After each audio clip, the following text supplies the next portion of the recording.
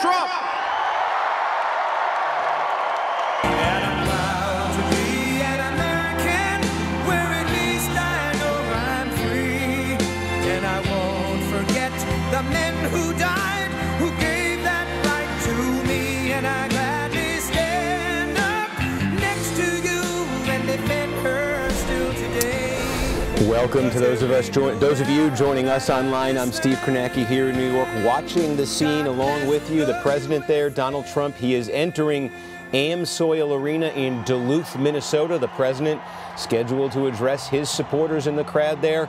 This is an arena that sits about 10,000 people. Haven't gotten any wide shot looks to see exactly what the crowd looks like. Certainly, though, you see plenty of enthusiasm. Not surprisingly, at a Trump rally, there'd be enthusiasm when Trump appears, but the president's scheduled to speak to his supporters here. We're going to be covering this live, taking a listen to the speech along with you. When it's over, we're going to have a panel here to break down what you heard, to take a look at the politics behind the speech, as we look to 2018, the midterm elections this year, the politics behind the speech as we look to 2020, the re-election year. This is, in many ways, an election rally. You see the president holding here, and he didn't, in a certain sense of the term, he didn't stop running for president after the election in 2016. He just continued. So here he is in Minnesota. This is a state he lost in 2016, but he came closer to winning it than a lot of people thought. The margin was just 2 points. There are Republicans who say the demographic changes in Minnesota,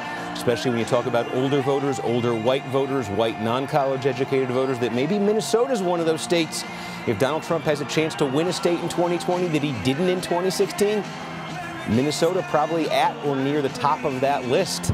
So that's some of the 2020 backdrop. Also some competitive congressional, some House races in Minnesota that could factor heavily in that, and the Democrats in their quest to pick up 23 seats and win back the House. Minnesota, a big player in all that. So the president, you see there, acknowledging the crowd, going to step to the podium here in a second. We're going to watch it. You're going to, if you've tuned in, presumably, you're going to watch it too. We'll talk after.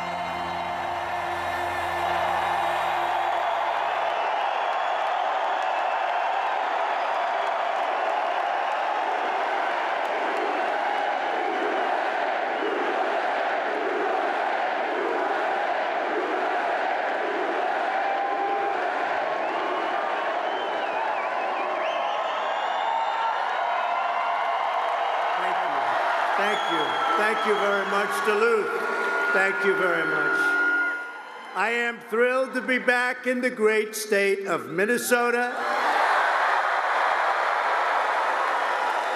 with truly some of the most incredible people anywhere on earth. You know that.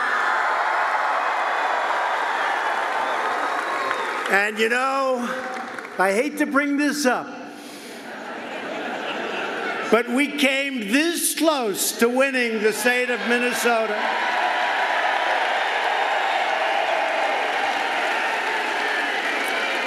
And in 2.5 years, it's going to be really easy, I think. Really easy. It's been many, many decades since a Republican did that, and I thought I was going to do it. I needed one more visit, one more speech. That's why never give up. Never, ever give up. One more speech.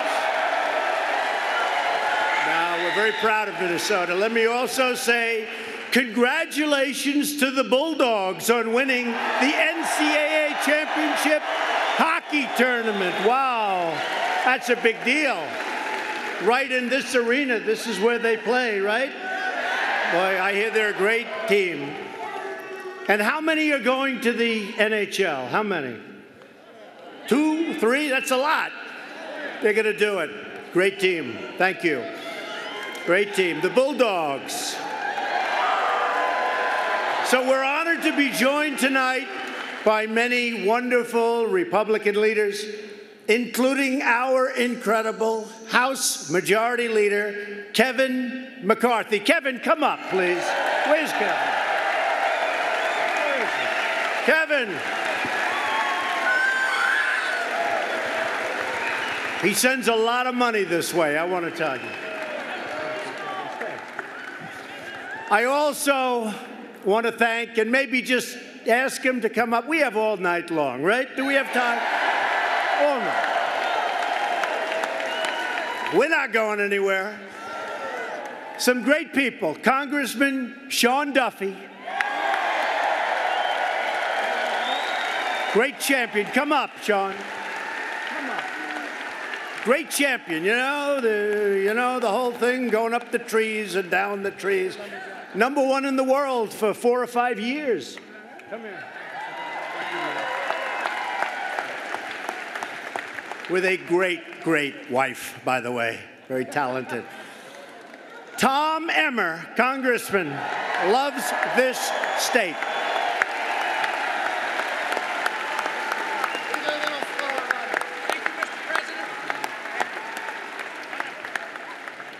And a very popular man in the state of Minnesota, Jason Lewis.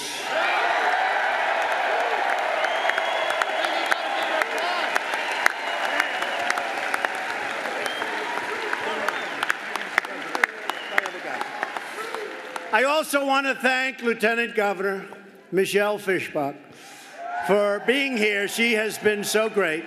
Got a big race coming along. It's going to do great. Along with State Senator Karin Housley. Karin, come on up here. Get him up here. Come on. Where are you? Right there. Stay there. It's too much of a deal. Good luck. Karin, good luck. Michelle, thank you. Also, a friend of mine and a man who's been incredible and a great supporter, Minnesota Senate Majority Leader Paul Gazelka. And Minnesota Republican Party Chair Jennifer Carnahan, who has been fantastic. Thank you.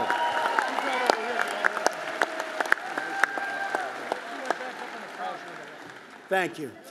And finally, the person we're all here to support tonight, somebody who's very special, by the way, loves ice hockey. Real ice hockey family. In fact, his brother, you know, the coach of the winning women's team in the Olympics. Not bad. Great family.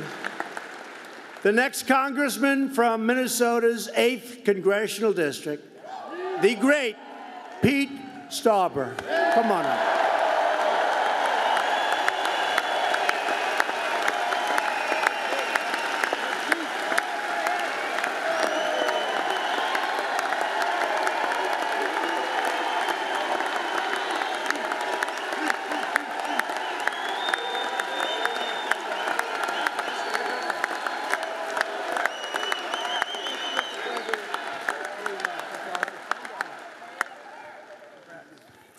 I'll tell you, is this a pretty good send-off for Pete? This is not bad, right? Hey, Pete, come here. Say a few words. He wasn't supposed to do this, but let's hear him, right? Come on, come on. Thank you, Mr. President. Welcome to the city of Duluth and the great state of Minnesota.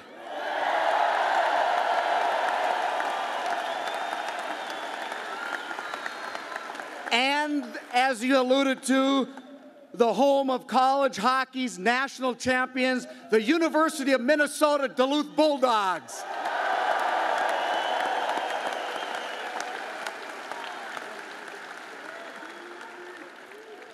I'm Pete Stauber, and I'm running in Minnesota's 8th Congressional District because, like President Trump, I love this country.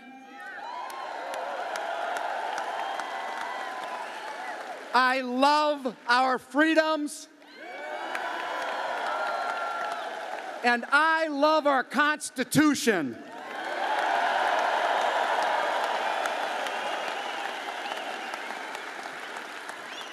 Mr. President, before your election, you made a promise to visit Minnesota, and you promised more jobs, fewer regulations, and a better economy for everyone.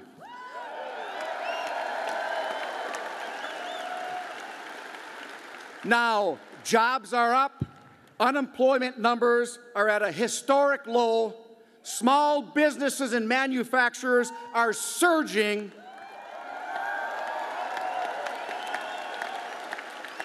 And optimism is at an all-time high. Because of you. My blue-collar, common-sense, conservative message is resonating throughout the 8th District. Mr. President, these people support you.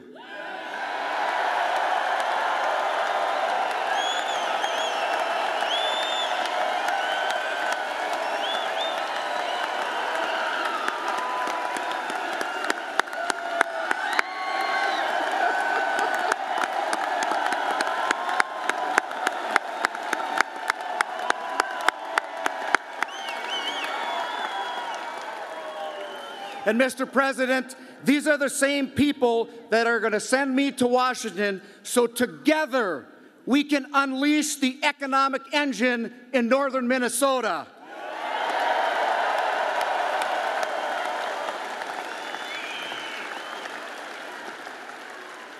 On behalf of the Minnesotans here today, thank you for coming to our great state and for always putting America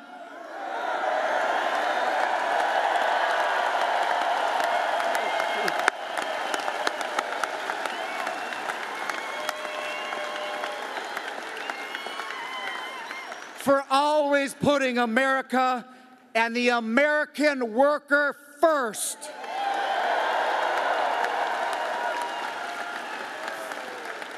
Thank you. God bless America. Thank you very much.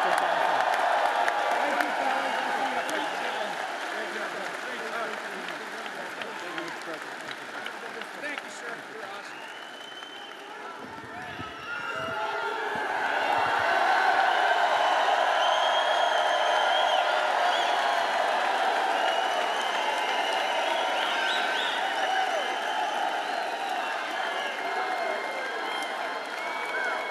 So I didn't know he was going to do that. And then he takes out a speech and reads it. I said, that's pretty good. He is a great guy, and he loves you, and he loves this country, and he's going to do fantastically. He's going to win. We're going to keep on winning. Remember, I used to say in a little jest, but I really meant it, we're going to win so much. Remember? We're going to win, win, win. That's what we're doing.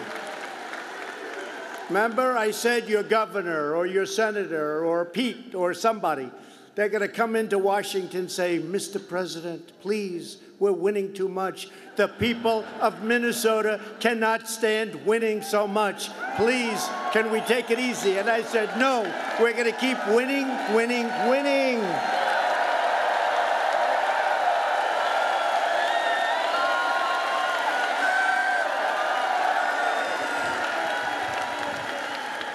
So we've created 3.4 million new jobs since Election Day. 3.4. And I've said before, if I would have said that to you during the campaign, those very dishonest people back there, the fake news, very dishonest,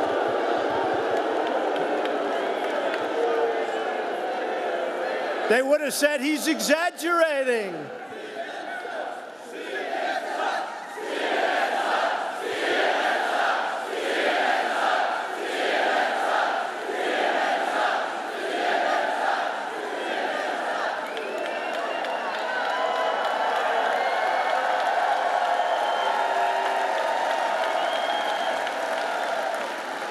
These are very dishonest people, many of them, and we have some fine people, too, doing that. But there's a lot of very dishonest people. For instance, I just got back, as you know, from Singapore, where I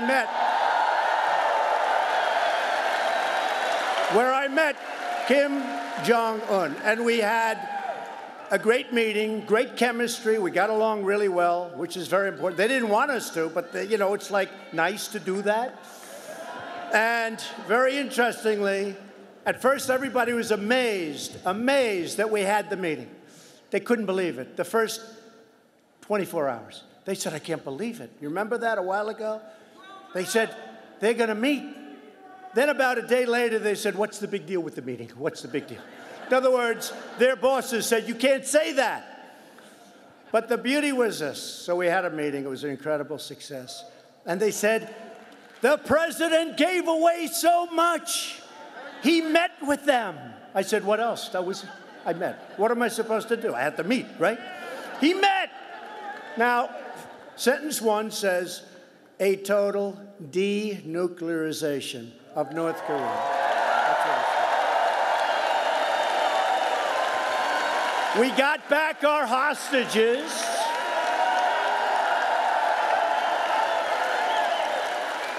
And I didn't pay $1.8 billion to get back our hostages.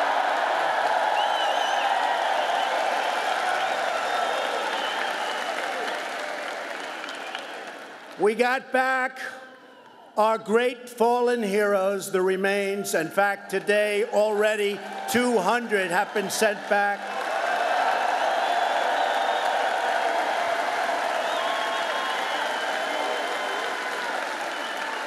They stopped shooting missiles over Japan. They stopped all nuclear testing. They stopped nuclear research. They stopped rocketry. They stopped everything that you'd want them to stop, and they blew up sites where they test and do the testing.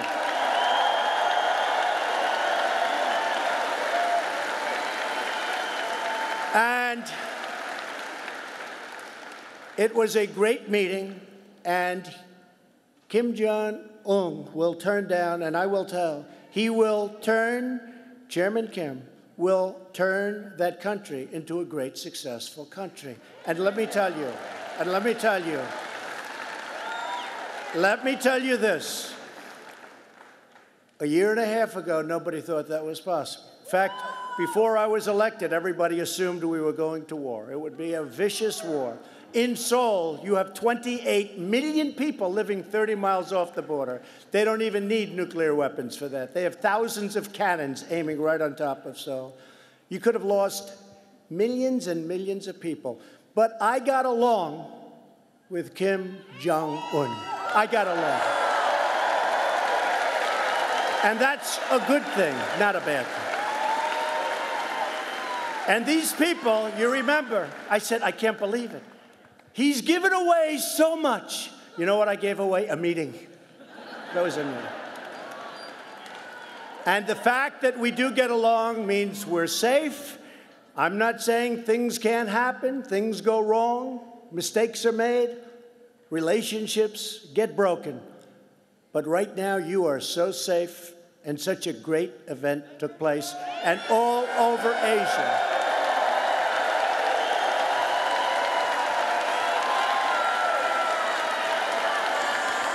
And all over Asia, they're celebrating the great achievement that we made, because you were the ones that put me here. We made. All over Asia. And really all over the world. And by the way, in our country, everybody knows what a great achievement this is, not only for us, but for North Korea, for South Korea, for Japan, for China, for everybody. And I have to say, you know, you've been reading where I've been putting very large tariffs on China. Very, very large. We hit the 250 billion mark, but I want to say, and that we have to do that because it has to be balanced, it has to be fair. It wasn't fair. China and President Xi has really helped us a lot at the border of North Korea, really helped us a lot, and he's a friend of mine. He's a friend of mine. So you should be very proud of yourselves for what took place, because that was very close to war for many years. Many years, it was very, very close, and now we can have something where everybody is going to live in peace for a long period of time, and there will be denuclearization. So that's the real story. Thank you. That's the real story. So unemployment numbers are among the best in the history of our country. African American unemployment is at its lowest level in the history of our country. Hispanic American unemployment has reached its lowest level ever recorded, the history of our country. And remember, I'd go into big stadiums like this that were packed. And by the way, you're very good at real estate. Did you see the thousands and thousands of people outside that will never be reported by the fake news, but the thousands of people that couldn't get in? Many thousands. They're all over. The parking lots, they're all over. And it would be great if the cameras could take a shot of the arena.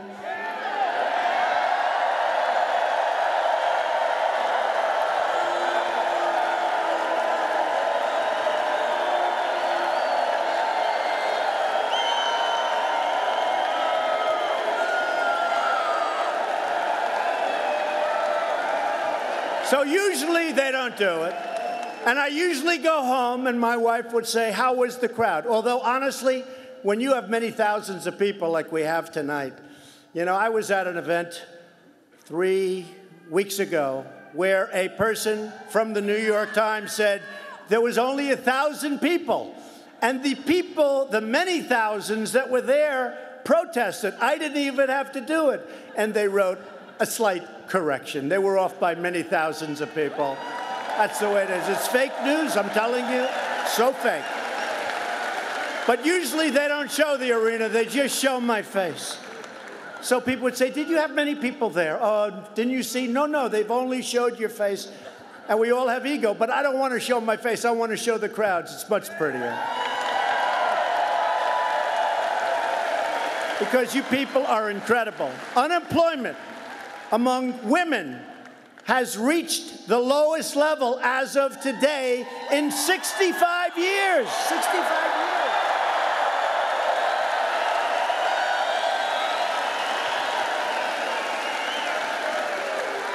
And most importantly of all, America is respected again. We're respected. We're fighting to protect American iron, aluminum, and steel, and to protect our incredible and very brave miners.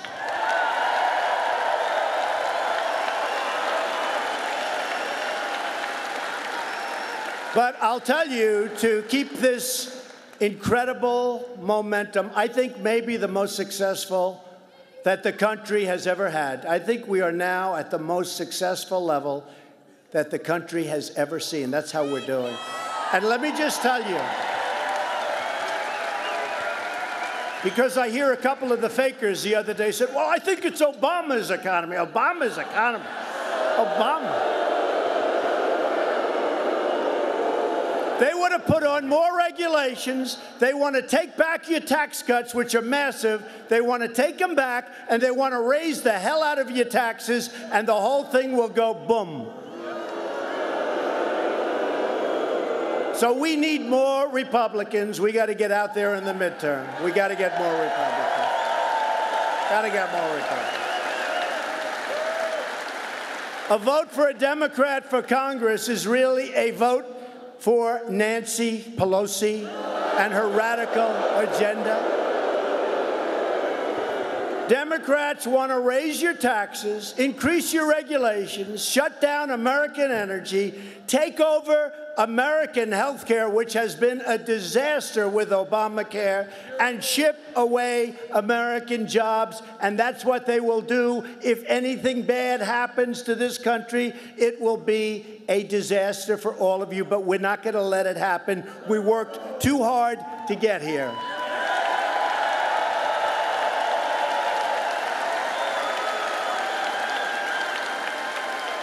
And the greatest phrase, I think, in the history of politics is on all of those red and white hats that I see out there, make America great again. And that's exactly what we're doing. Make America great again. And you know what our new phrase is in 2.5 years? You know what it is, right? Keep America great. That's what it is, because that's where we are. So the Democrats want open borders, Let everybody come in. Let everybody pour in. We don't care. Let them come in from the Middle East. Let them come in from all over the place. We don't care. We're not going to let it happen. And by the way, today I signed an executive order. We're going to keep families together, but the border is going to be just as tough as it's been.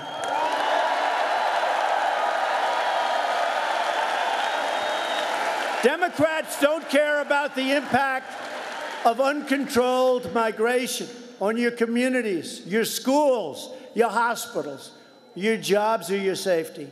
Democrats put illegal immigrants before they put American citizens. What the hell is going on? Illegal immigration costs our country hundreds of billions of dollars. So imagine if we could spend that money to help bring opportunity to our inner cities and our rural communities and our roads and our highways and our schools.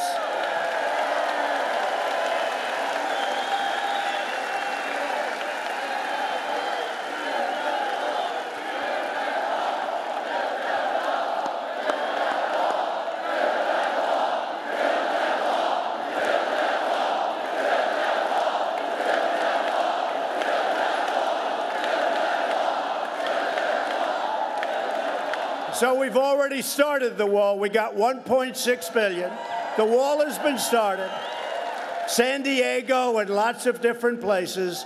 And we go, but boy, it's tough. They want to do anything they can to obstruct and to make sure it doesn't happen, but it's happening. It's happening. We have a single protester. There he goes. Goodbye, darling. Goodbye, darling.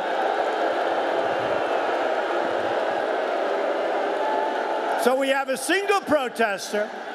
He's going home to his mom. Say hello to mommy.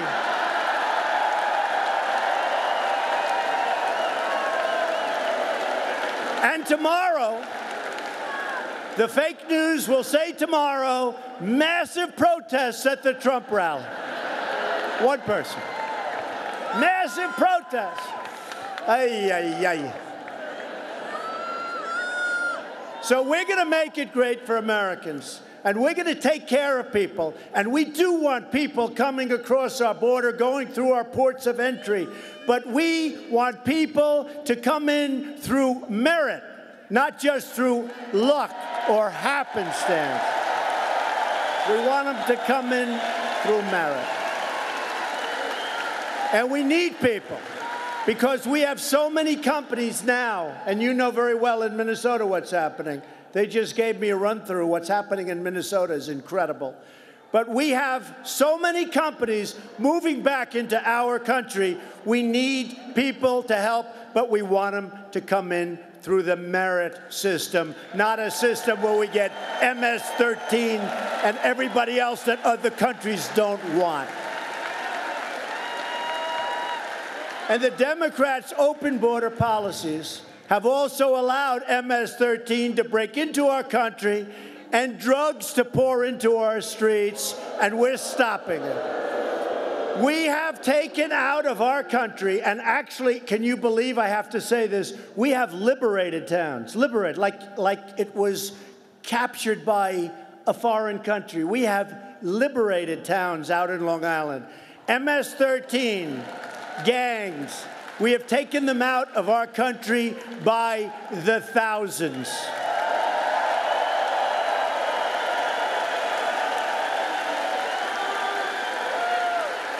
And these countries that send them back, we're putting in legislation. We're not giving them any more aid when they send people up. Remember the original speech, right? My original speech. They are sending. Do you remember those words? Everyone said, oh, how terrible. They are sending. Well, let me tell you, they're sending, and they're not sending their finest, that I can tell you. And we're sending them the hell back. And what we're doing,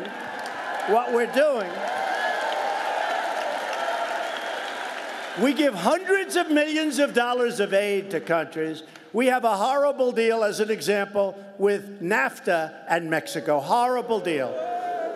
They make over $100 billion on that horrible trade deal where factories were emptied, so many bad things have happened. And we're going to make it a part of NAFTA because you have to mark up thousands of miles coming through Mexico. You come up thousands of miles coming through Mexico, and we're going to stop it. Get them out of here. Get them out of here.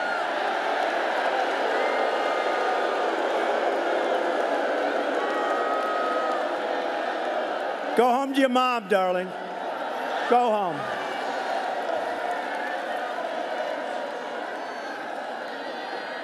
Get him out of here. Out.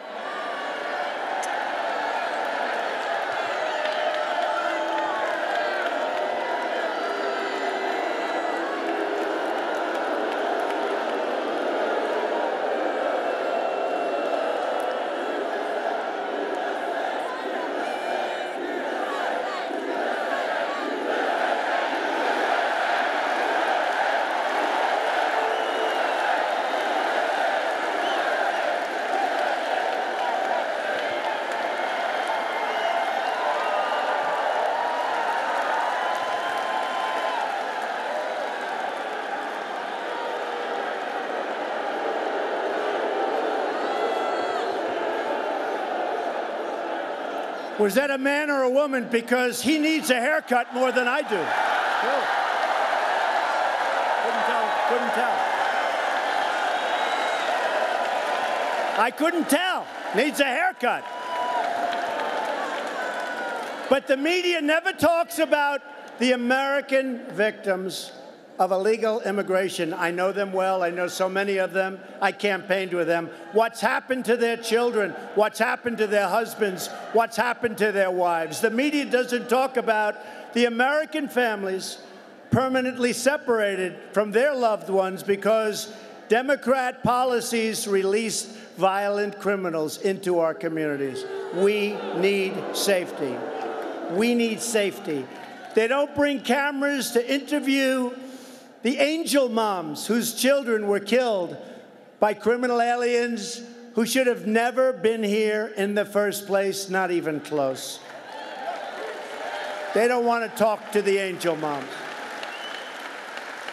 But as your president, I will always fight to protect American families. Always.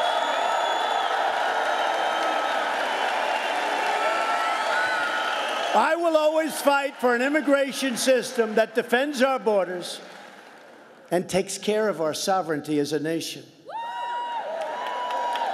I will never sacrifice the safety and security of the American people. And I will never be silent in the face of vicious smears and attacks and the heroic agents and officers of ICE and the Border Patrol who save millions, just the job they do. Save thousands and thousands of lives and are so brave and are so tough.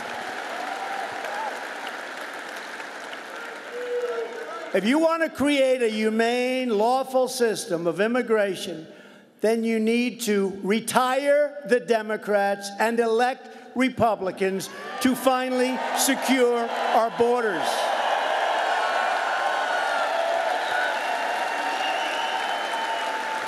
Because we need Democrat votes.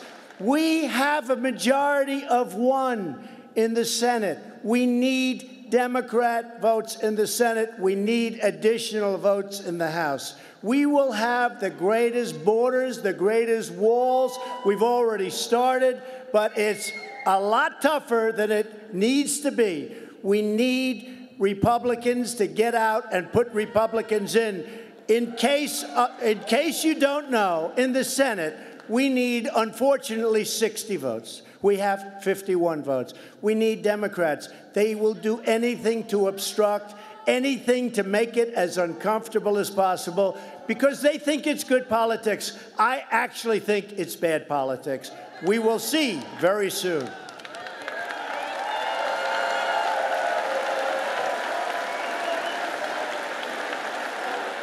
We're building it. We're building the wall. That wall is happening. Under the previous administration, America's rich natural resources, of which your state has a lot, were put under lock and key including thousands of acres in Superior National Forest. You know what that is, right?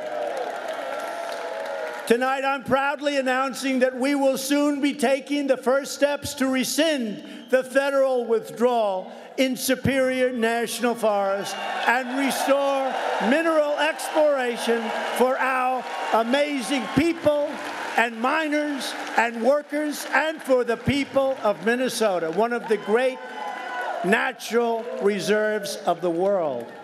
And we'll do it carefully.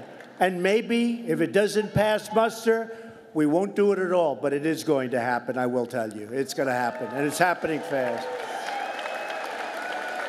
We've already taken it, as you know, a long way down the road.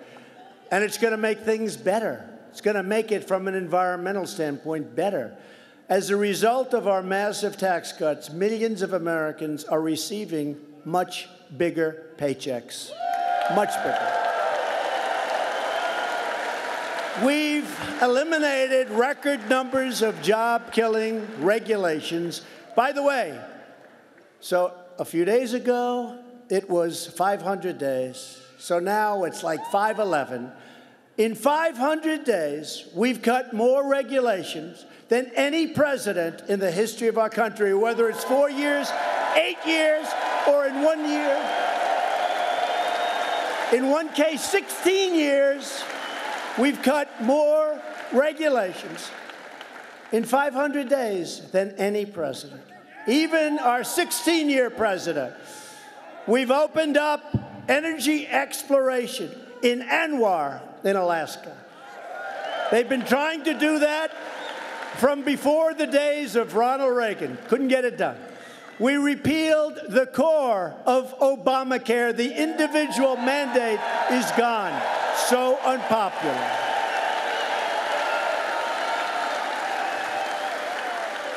The individual mandate, where you pay a fortune for the privilege of not paying for insurance for health care. And let me tell you, we just repealed it. You don't have to pay anymore. So big. So big. And we would have repealed and replaced Obamacare, although we've got a long way toward doing that anyway. We just had to do it a longer route, because we had a gentleman late into the morning hours go thumbs down. That was not a good thing he did. That was not a good thing for our people, for our country, whether you're Democrat or Republican. And everybody said, oh, good, we have his vote. We have everybody's vote. We were going in for a routine repeal and replace, and he went thumbs down. Not nice. That was not nice. We're bringing back our jobs from other countries. We're bringing back our companies from other countries. Chrysler is coming back. Chrysler just announced they're coming back. Many, many companies are coming back to our country. They know where the action is. This is where they want to be. And as far as trade is concerned with other countries, we want fair and reciprocal trade. We don't want stupid trade like we had for so long. Stupid trade.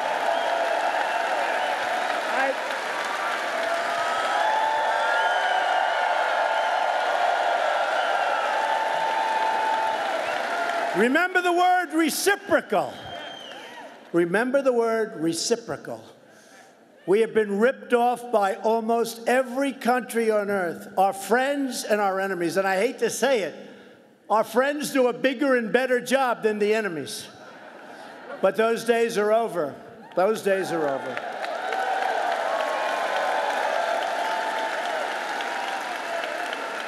And even before we finish off with the trade deals, and we will finish off with the trade deals, people don't realize we have the cards, because we're the piggy bank that everybody was robbing for 30 years.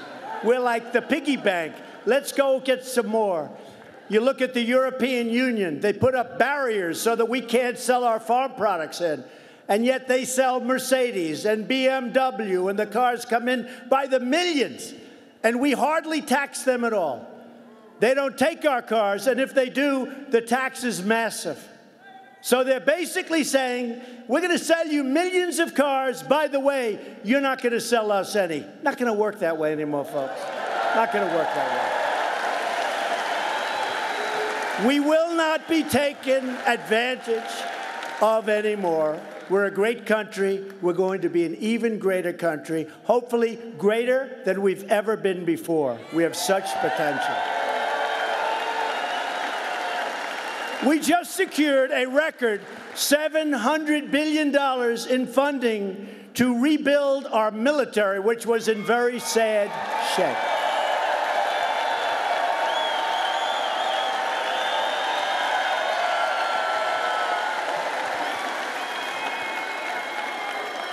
And we have approval for next year, $716 billion. We're ordering new planes. We make the best in the world. We're ordering new ships. We're ordering new military equipment. And we even gave our great warriors a raise. Gave them a raise. For the veterans, we passed the largest VA reforms in half a century, a landmark VA accountability law. You know what that is? You couldn't fire anybody that worked in the VA. They were sadistic in some cases. They were lazy. They were this. There were lots of different things. You could never fire anybody because the accountability, you could forget it. So we passed a bill that they've been trying to pass for almost 40 years. It's called VA accountability, where now you bring the person into the office and you say, Jim, I'm sorry to tell you, you're fired. Get out of here. Boom.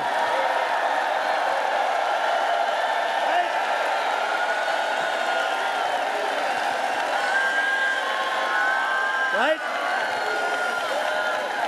And even more important, and I didn't think I'd be saying this so soon because I would campaign on this. I used to go out during the campaigns, and you know, because I was in Minnesota a lot, but obviously one more trip, that won't happen again.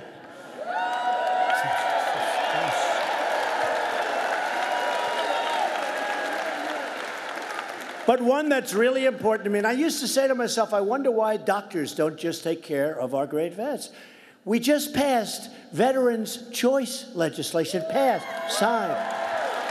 That gives our veterans the care they deserve, the care they earn. Now look, so our veterans were waiting online for 9 days, for 12 days, for 3 weeks.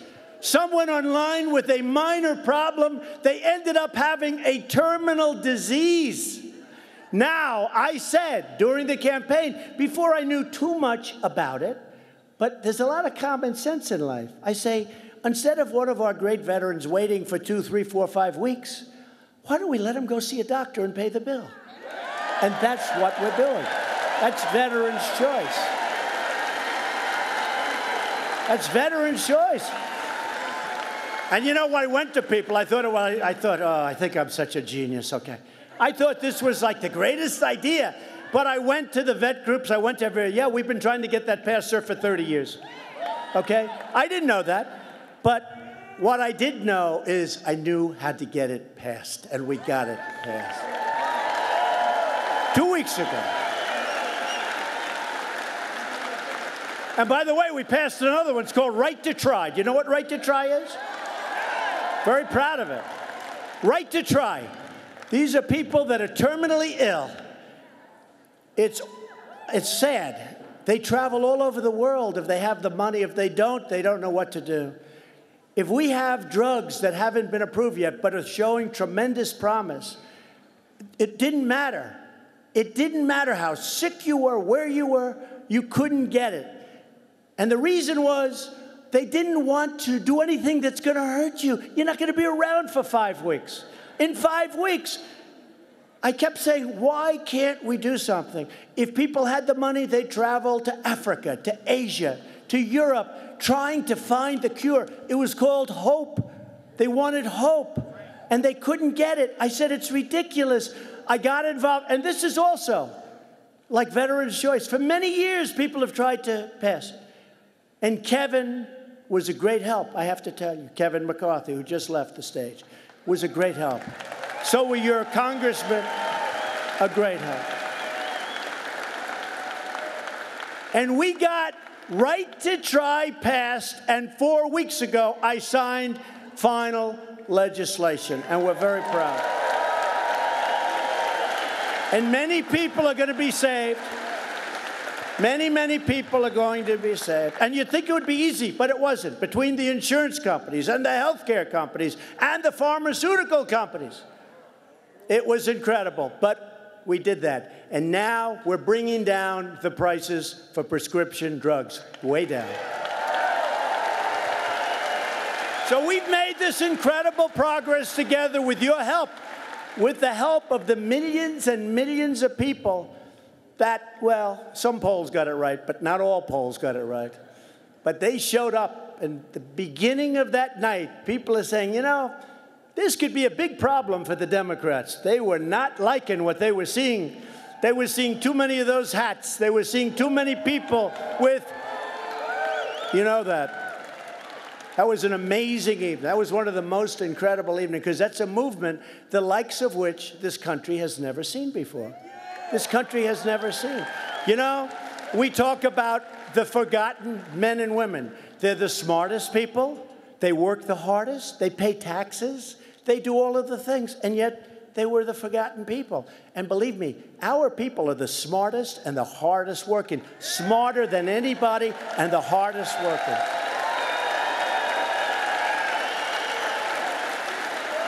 You know, a little thing I was talking about today. You ever notice they always call the other side, and they do this up, the elite. The elite. Why are they elite? I have a much better apartment than they do.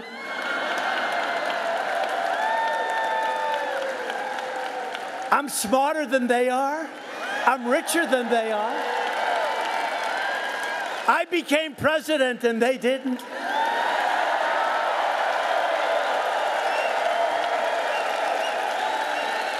And I'm representing the greatest, smartest, most loyal, best people on earth. The deplorables. Remember that? The deplorables.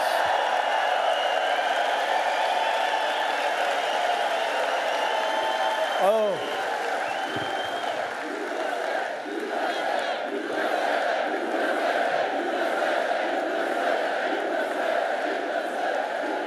You know, I was watching when Crooked Hillary made, and by the way, is it, hey, excuse me, have you been watching what's been going on with the Inspector General's report? What a scam this whole thing is, okay? How guilty is she?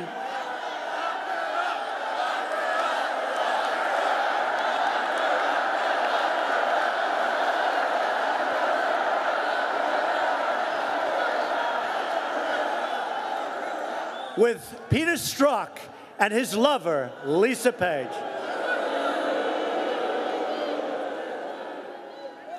I don't think their wife and husband are too happy about that. What do you think? What do you think? I don't think so. No, but have you been seeing this whole scam? Do you believe what you're seeing? How, no matter what she did, no matter how many crimes she committed, which were numerous, they wanted her to be innocent. With me, nothing. No collusion, no nothing. And they just wanted to take all of us. They wanted to put us in trouble. And it's not working too well, I'll tell you. Disgusting. Called the phony witch hunt. Phony witch hunt. But you look at the corruption. Did you ever see anything like it, really? Today, more things. That's why they're building up immigration, so you can't see what's going on in Congress. They're building up immigration. They don't want to show what's happening in Congress where this whole scam has been revealed. So they want to stay on immigration where Obama had bigger problems than anybody, where Bush had problems, where they want to stay on immigration because they don't want to go into the halls of Congress, which has totally revealed the Russian scam that's going on. What a group. What a group. I'll tell you something. We want to get along with Russia. But Russia's looking out and they're saying, man, I wish she won between our military, our oil that we're doing. She wanted to have windmills, you know. We want to compete with all the things we've done. All the things we've done, including sanctions, so many things. They're looking back, they're saying, you know, I wish crooked Hillary won that election. It would have been a lot better for Russia. So what we want to do is we want to elect more Republicans so that we can deliver on all of the things I'm talking about. And I'll be honest with you, we're going to deliver anyway. We're going to really deliver anyway.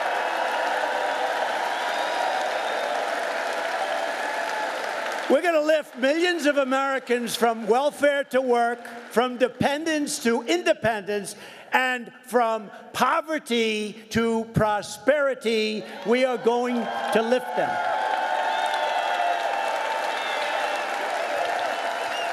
You know, one of the greatest things about all the jobs we've created, to me the greatest, is that people now don't get stuck in one job and they hate it. They don't want to get up in the morning. They have many, many options. They can go out. Wages are rising. It's a beautiful thing taking place. They can get something. I've always said, you know, when I make speeches on how to be successful, I always say, like, the first thing, you got to love it. You got to love it. You got to love your job or you're never going to be good. These people now that didn't have any options, they were hanging on to one job that they hated. They have many, many choices. They get the job they want. And for the first time in 20 years, wages are rising.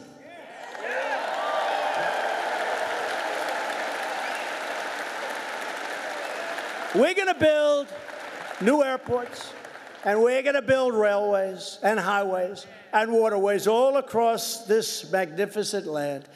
We have spent, because of horrible decision-making, $7 trillion in the Middle East. Think of it, $7 trillion.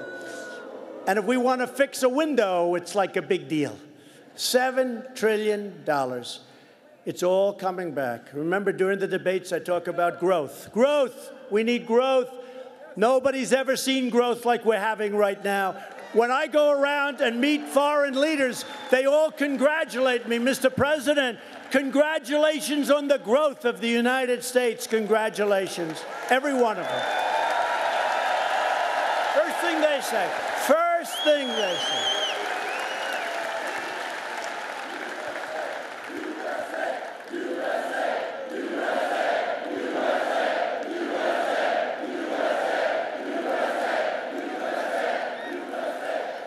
By the way, is there anything more fun than a Trump rally? Is there, seriously?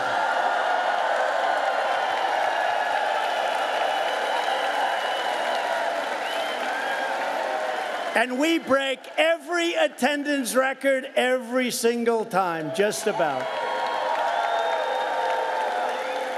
We're going to put new steel into the backbone of our country, and we're going to make that steel right here in the United States.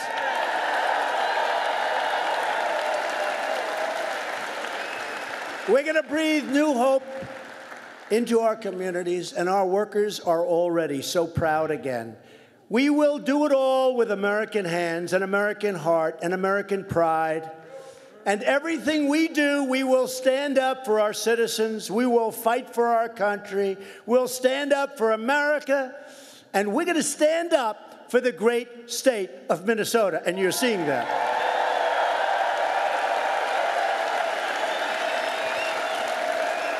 Your great state was pioneered by men and women who braved the wilderness and the winters to build a better life for themselves and for their incredible families. They were really tough, and they were really smart and strong. They didn't have a lot of money. They didn't have a lot of luxury, but they had grit, and they had faith, and they had courage, and they had each other, right? They were miners and ministers and fishermen and farmers and shipbuilders and shopkeepers. But they all had one thing in common. They loved their families, they loved their country, and they loved their God.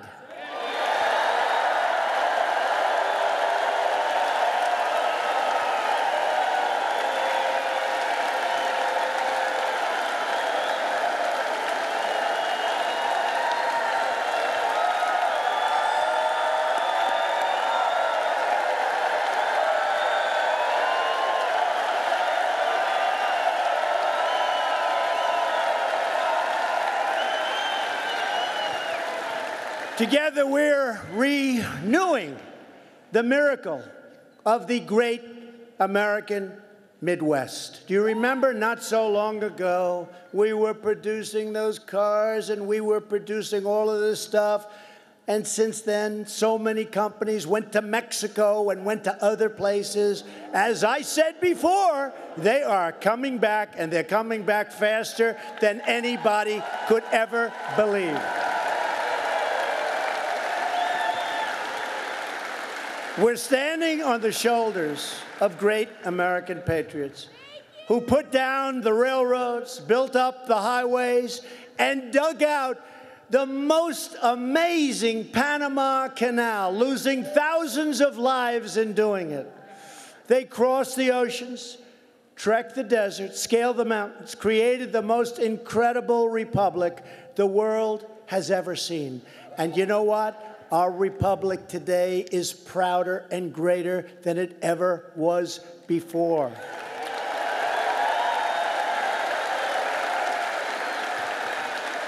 Our beautiful ancestors won 2 world wars, defeated fascism and communism, and put a man on the face of the moon.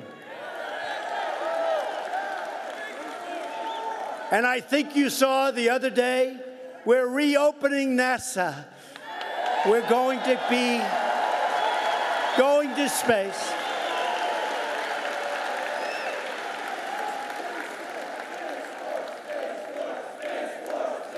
Space Force. Space Force. So we have the Army, the Navy, the Air Force, the Marines, the Coast Guard. But we have the Air Force. Now we're going to have the Space Force because it's a whole... We need it. We need it. As long as we are proud of who we are, and what we are fighting for, we will never, ever fail. There is no place like our place. There is no place. With your help and with your voice and with your vote, the Republicans will win and keep on winning. We will keep on winning. We have great people. And Pete is a great guy. You got to get him a victory. Great guy. Got to get Pete a victory. You got to get him a victory. We need him. We will achieve victory for our magnificent country and our magnificent land, the land that we love, because we are Americans and our hearts bleed red, white, and blue.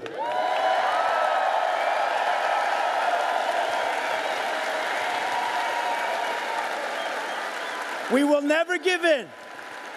We will never give up. And we will never, ever stop fighting for our country or for our flag or for our freedom.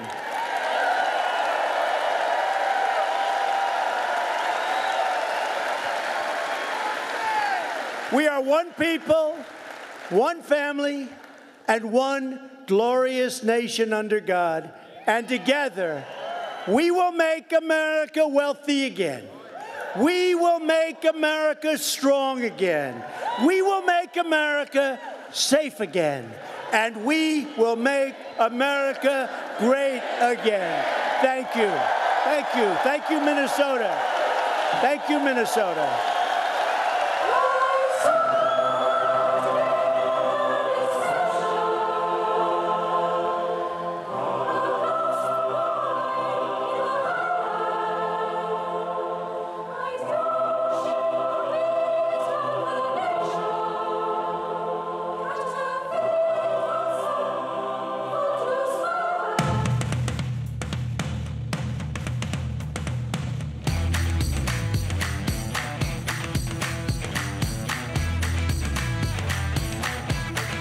Well, there you go. That was the President of the United States at a Trump campaign rally in Duluth, Minnesota. President speaking there for a little bit over an hour. Welcome back to New York. Those of you who've been watching online, I'm Steve Kornacki, going to be joined here in a couple minutes by a panel. We're going to talk about what we just heard, talk about the politics of 2018 behind it, the politics of 2020 behind it. If you've been watching that speech, what did the president open with? What were the first words out of Donald Trump's mouth when he came on that stage? He talked about the result in the state of Minnesota in the 2016 election, and he said we're going to do even better in 2020. Well, what was the result in 2016? Let's see if we can get this thing fired up and working. You remember nationally, obviously, Donald Trump won. You remember Minnesota was a blue state, but it was one of the closest blue states. If you look at the states Hillary Clinton won, but that Donald Trump came the closest to picking off. New Hampshire was about half a point there. Clinton won it by. Number 2, though, Minnesota. It was a point. It was actually just over a point. I think 1.4 if you add the decimal point. 1.4 points. That's how close Donald Trump came to winning Minnesota. And you remember, if you can think back, Donald Trump actually went to Minnesota the weekend before the election in 2016. And the conventional wisdom, you heard all the sort of pundits out there saying, why is he going to Minnesota? It's a waste of his time. Remember, his campaign didn't know what they were doing. Bunch of amateurs. Minnesota hadn't voted for a Republican for president since 1972 when Nixon won everything except Massachusetts. Was he wasting his time in Minnesota? Well, he wasn't wasting his time because he almost won. And what Minnesota really reflects is that demographic pattern, that trend that really revealed itself on Election Day. That split among white voters. College-educated whites, more upscale. Suburbanites, more white-collar professional versus non-college white. You know, more blue-collar, more rural, more exurban in terms of where they live. They really, really went miles apart on Election Day. And states like Minnesota, where there's a real big divide between those populations, you saw some funny results. And so Donald Trump came close in Minnesota in 2016. He's back here for a campaign rally. This is the first time since he's been president that he's held one of these rallies in a state he lost. And you heard him there at the beginning saying, hey, I think we're going to win it in 2020. We should also say, these were the actual results. We should also say, before we get to 2020, because of that pattern I was just talking about, Minnesota is a hotbed of activity for 2018, for the battle for control of the House. Let me show you this. Let's look at it this way. Bunch of congressional races. We get here election night this November when we're looking at are the Democrats getting that 23-seat pickup to take over the House. Big state we're going to focus on is Minnesota. And why? Because that pattern I was just talking about, look at it this way. The geographically large sort of ring here around the state this way, these are the areas with the large non-college white populations. Each one of these 3 congressional districts represented by a Democrat. But let me tell you, these were all Trump districts, some of them by wide margins. This one, Colin Peterson, Trump won this district by 30 points. So we're talking, the theme nationally this fall is Republicans on defense. You know, can they hold off the Democratic charge? If there's any state where Republicans actually have a chance of picking up House seats this November, it's possible they won't get any, but if there's any state where they got a chance of doing it, Minnesota. Absolutely the top of that list, and you're looking in those 3 districts. And then when you get to the smaller ones, closer to the Twin Cities, closer to Minneapolis, St. Paul, that's where you get those white suburbanites, college-educated, or folks actually living in those cities. And you got the other story there. You got Republicans in those districts swung toward Hillary Clinton. I think we can show you the actual numbers here who are really on defense. So you can see it. For instance, the first district there, this is an open seat. Tim Walz running for governor. Trump won it by 15 points. Republicans have a shot of picking that seat up. Now you're getting into the suburbs there right outside Minneapolis, St. Paul. Here's a good example. This was a district that swung hard to Hillary Clinton, represented by Eric Paulson, a Republican. This is a top Democratic pickup opportunity. You see Colin Peterson, he's been hanging around in this district forever. That's, you know, his sort of longevity is what's saving him. But once Peterson goes, this seat is definitely going, I would say, for Democrats. Let's see if Republicans can make it a game there. That's a bit of a long shot. And then this one, this is the district, by the way, the 8th. That's where Trump was tonight. He was in Duluth, sort of right up here on Lake Superior, the gateway to the Iron Range. And this is a district. Trump won it by 16 points. Usually is voted Democratic. That is a pickup opportunity for Republicans. So this is a state. Look, we talk so much about the narrow, and it was obviously an extremely narrow margin that Donald Trump won the presidency by in 2016. Pennsylvania, Michigan, and Wisconsin, you know, 77,000 votes across those 3 states, or he's not president. So it's very easy for him to fall back in 2020 from what he did in 2016. But if he is going to increase, if he's going to build on what he did in 2016, if there's a chance of that, or if there's a chance of, you know, losing one of those he won narrowly but making up for it somewhere, Minnesota is at or near the top of that list, and the Trump folks seem to know that. That's why that rally was there tonight, and they seem to know as well that in 2018 battle for control of the House, Minnesota is going to have a lot to say about that. So with that in mind, I'm going to walk over to the set and try not to trip on any wires here and bring my panel in. You're getting a little tour here. This is the 4th floor. We're like 1 floor above the studio you usually see here on MSNBC. And look at that. I made it. You probably recognize all these faces, but I'll introduce them anyway. Jess McIntosh, former Hillary Clinton campaign advisor, current executive editor of Share Blue, a progressive news website. Shermichael Singleton, Republican strategist and contributor to The Hill. And Josh Barrow, MSNBC contributor and senior editor of Business Insider. And for the first time in my life, I'm overdressed compared to everybody else. This is a sad, sad day for me. Thank you guys for being here. And let me everybody, watching at home, I think, was watching that speech. We were all watching that speech. Just what was your reaction, Jess? It was too normal for Trump, for the mood that we're in this. I mean, obviously, there's nothing normal about what we just saw. That is not a normal presidential speech. It is not normal for a president to be campaigning 2 years before the election. None of this is normal. But for Trump, he really didn't deviate from what he usually does when he stands up in this. It's as if the country weren't on fire over the fact that we're putting children in cages on the border, and what happened today with this odd executive order that maybe did something and then no wait, it actually didn't do anything, and either way we're going to be indefinitely detaining families. I mean, the country is in a crisis. No one is you walk into any hair salon or lunch counter, subway cars, people are talking about this. You pick up the phone to call your mom and that's what she wants to talk about.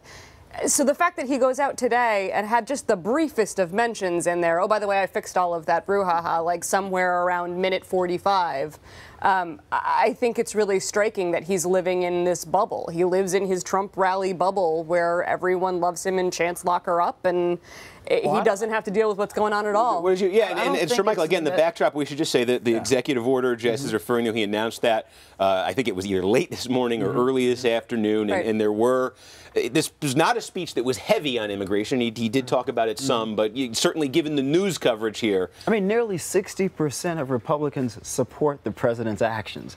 Nearly 60%. So the president isn't living in a bubble. He's talking about the issues that are of importance to his base, to the people who are going to vote for him. When you think about the president's inability to expand his voter bloc, if you will, he's there because he needs to make sure in 2 years he turns out more of those people. He only lost that state by 2 percentage points, as you alluded to. I'm wondering if maybe over the course of the next several years, the next several months, if you will, if there are voters out there who may not necessarily like some of Trump's antics, but they look at the economy and say, I like this. You look at the Supreme Court, I like this. You look at the military, I like this. And they may say, you know what, I don't like the guy, but if I had to say if I'm going to vote for him or someone else, I may vote for him instead. That is possible when you think about the numbers. Republican issue, like if this was a non-controversial Republicans like this, Democrats don't issue, you wouldn't have seen every Republican that is speaking out Those against. Republicans are irrelevant. Do you support family separation? Of course I don't, but I've also worked for 3 presidential campaigns. 60 is not a good number in your own party. It's not. Are you kidding me, considering this 60 issue? is not a good number in your own. No, most of the things the president does will get 80% or more support from Republicans. They like him. They're inclined to implicitly trust what he does. The fact that this is a policy that could only poll, and I don't think I saw any that were quite as high as 55 is the highest. Some of them were close to 60. Right. Yeah. So it's an issue that divides the Republican Party. You've got north of a third of Republican voters saying no, that they oppose the president on this issue. It's an issue that unites Democrats. I think that's why he did not want to talk about it at length today, and I think it's why he had to issue the executive order today, trying to move away from the issue and saying that he's fixed this. I think it caused a firestorm that he didn't quite expect, although he should have. And I thought it was interesting that he spent so much of the speech bragging about the summit in Singapore last week. He, clearly views that as a big success and wants everybody to view it as an enormous success. He's way out over his skis, claiming that we don't have to worry about the nuclear threat from North Korea anymore. That he's going to denuclearize. Of course, there's a long track record of Kim Jong-un and his predecessors promising to do things and then not delivering on them.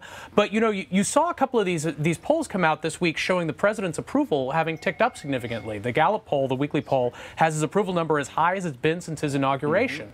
And people were looking at that in the midst of the immigration crisis and saying, well, how can this be? Well, that's because that story was new. These polls were in the field when the dominant story was the was the North Korea summit, which, regardless of the substance, is something that is polling well. That's something that splits Democrats. You see about half of Democrats say that they approve of the president's choice to go meet with Kim Jong-un in Singapore. So I think he would like people to focus more on that, something that's a big political success for him, rather than this immigration issue that I think is hazardous for him, divides his own party and unites Democrats. Well, so when you look at his approval rating being up, and there could be a lag here. Let's see a week from now if we get a more full reading on what happened now. But it has been a story here for a little while in terms of, and we say up, we're not talking 65% here, but we're talking relative to what he's done since he came to office. And I think also relative to that level, when you talk to Republican strategists and you say, where do you need him to hold on to the House this fall? They generally say about 45%, and he's getting close to that number. What do you make of that? I think Josh is right. I think that people are reacting to the Singapore summit. I think they're reacting. I mean, everybody wants something to be done about North Korea. That's like 100% of America problem. They want that to not be an issue. I think that he is at some level benefiting from the bar being very, very low. The idea that he made it through the Singapore summit without doing anything worse than saluting a North Korean general, I found a win. I think that a lot of America was like waiting with bated breath because there was a decent chance that he decided to go back to my button's bigger than yours, little rocket man, and then a lot of people are dead. So I think that since that didn't happen and he came home and everything seems calm, people are like, hey, maybe he can actually. But you can't point to tangible things. I mean, even Ian Bremmer, political scientist, founder of the Eurasia Group, who's a globalist, certainly not a conservative, stated this on CNN 2 weeks ago, that when you look at the fact that Kim Jong-un is meeting with South Korea, he's meeting with other world leaders, you're not seeing nuclear tests anymore, you're not seeing rockets being launched across or near Japan anymore. Those are clear things the president can point to that say, look, you know, I may not have handled this as well as some may like, but there are clear successes here that he could point to, and I think people recognize that. I think that's where the numbers come from. I want to see him next week. He also had this long riff in the speech where he was basically saying that I didn't give anything up. All I gave up was the meeting. The meeting's not a concession. And, you know, first of all, there's dispute about that and the message that you send to leaders of other rogue states around the world when, you know, develop nuclear weapons and gets you a summit with the U.S. president. So it is a concession of sorts. But the other thing is that, you know, we had built this sanctions regime together with, you know, with China as a significant partner. When China actually enforces the sanctions, then we can put real pressure on North Korea. And the Chinese had been somewhat better about that over the last year and a half, which is the reason we got them to the table. But this summit has sent a clear signal to the Russians and the Chinese that they are able to back off of the concessions, off of the sanctions, especially because the president has been so effusive out there talking about how good things are with Kim. So I think that there were real concessions there, and that, you know. But what were they? It's that you're going to get a loosening of the sanctions regime from the Chinese. It's a loosening of the economic grip on the North Korean government. So that I think. It's interesting though when we talk about in this era of tribalism and hyperpartisanship, what actually budges one party or part of one party to move toward where the other party is. It's so rare to see that. And so we talk about Republicans on this issue of family separation. When you poll it, a big chunk of Republicans moving away from where the administration's been in terms of what it's done here. The thing that struck me on North Korea is that's where you saw some loosening of Democrats on that question of, was this a good idea? Ultimately, bottom line, was this a good idea? And ultimately, bottom line, did this diffuse some of the potential for a nuclear standoff? And I did see, it was striking to me in the polling, particularly on that bottom line question of was this a good idea, Democrats, it did seem started to move that way a little bit. And maybe that is a little bit of what's behind, you know, Trump's bump here. Yeah, I think that Democrats, I mean, obviously we want it to be a good thing. I think that there's no Democrat that was really hoping that he failed in Singapore, because failure in Singapore meant catastrophic consequences. And you can point to some positive movement, and you can point to the fact that he's been cozying up to dictators all over the globe, and that is not good. That is a concession I don't want to make. As a political analyst or as an American, I don't want to see that. I think that the issue that we're talking about this week is not an issue where somebody's going to sit there and be like, you know what, I'm not a foreign policy expert, I'm not a diplomat, I look at things, I'm not seeing the entire picture, so I'm going to reserve whether or not Singapore was good or bad at the moment. Kids in cages, bad. You don't have to look at that and say, you know what, I'm not a child welfare expert. Maybe there's an upside to this that I'm not seeing. And that is why I know that we saw one poll that showed over 50% of Republicans saying that they were in favor of this. I don't know how the question was worded, and I guarantee you, if you drill down on that, there is not half of your party doesn't want to put kids in cages. I don't know why you would think I'm just going to you be really honest think with half you. of your fellow Republicans are all about that? Why on earth are you still a Republican? When I worked for Ben Carson as his communications director, and I traveled the country with him, speaking at Trump rallies all over the place, I saw a very different version of the Republican Party that I saw when I worked for Romney than when I worked for Newt Gingrich. You are seeing a tribalism, you're seeing a nationalism, you're seeing a populism that essentially says we want to see a radical formula or radical change, if you will, as it relates to the Republican Party and government by and large. And Donald Trump is the answer to that, whether we like it or not. Well, we're going to just we want to play some. This is the executive order. We're going to play some of that. So the Democrats want open borders. Let everybody come in. Let everybody pour in. We don't care. Let them come in from the Middle East.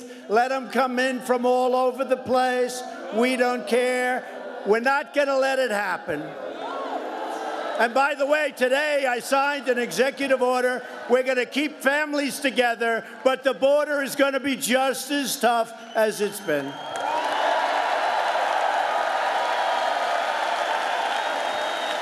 Democrats don't care about the impact of uncontrolled migration on your communities, your schools, your hospitals, your jobs, or your safety. Democrats put illegal immigrants before they put American citizens. What the hell is going on? So that was the president talking about it. You just heard it now in the rally, and I guess my reading, and we have a thing we might show later in the board on this. I think that the thing that jumped out at me looking at the polling on this today was universally every poll that's come out says people don't like the family separation policy. They're offended by it, even a large number of Republicans, and clearly the administration at some point recognized that and tried to back off it with this executive order. Although what the executive order is actually going to do, there seems to be plenty of confusion about that. So there's that question. But when he starts talking about open borders, I was looking at some of the polling today, and that concept of having what they've called a zero-tolerance policy at the border for anybody crossing unlawfully, for arresting them, for detaining them, for holding them until that has plurality support. Yeah. And when you start asking, okay, when you've got a family that's caught crossing without documents, what do you do? Okay, you want to hold the adults. What do you do with the kids? By far, and this includes Democrats, the most popular option, it's not you release them and say, your court date's in 3 weeks, show up then. It's you hold the family together.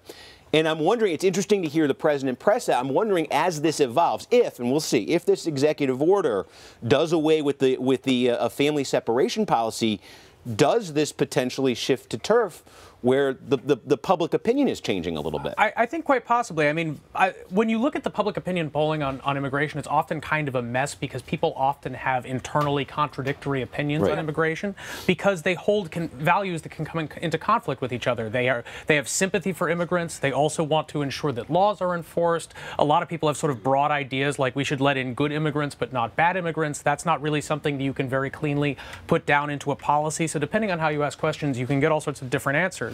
And then you've had political parties that have moved farther apart on immigration over the last few years. Hillary Clinton ran way to the left of where Barack Obama had been on immigration 4 years earlier, and Obama himself had been shifting to the left during his presidency. I mean, you know, we're talking about presidents changing their minds about what powers they have on immigration policy. For years, Barack Obama was saying that he lacked the executive authority to do anything for Dreamers, which is why he needed a law. When he decided he wasn't going to be able to get one out of Congress, he changed his mind and decided he could issue an executive order. He tried to do one even more sweeping than the DACA order, protect millions of parents of people who had come to the U.S. as young children from deportation. And Hillary Clinton said that she wouldn't deport people unless they'd committed a serious non-immigration related crime, which would have effectively protected, upwards of half of the, way upwards of half of the existing unauthorized immigrants in the U.S. So the president is out there basically saying, you may not like what I'm doing on immigration, but look how far to the left the other side has gone, misrepresenting their position, putting Democrats even farther to the left than they've already moved.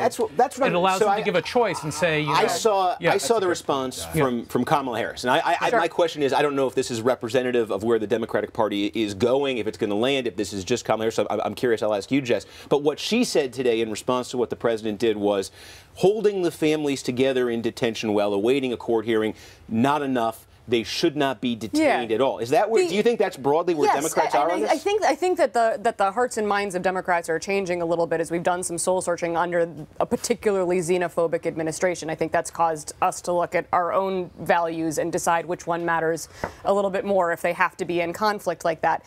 Frankly, the idea that we jail people for trying to come to America is so absurd on its face, so undemocratic, so not what this country is about, that I think it might take somebody doing something truly monstrous.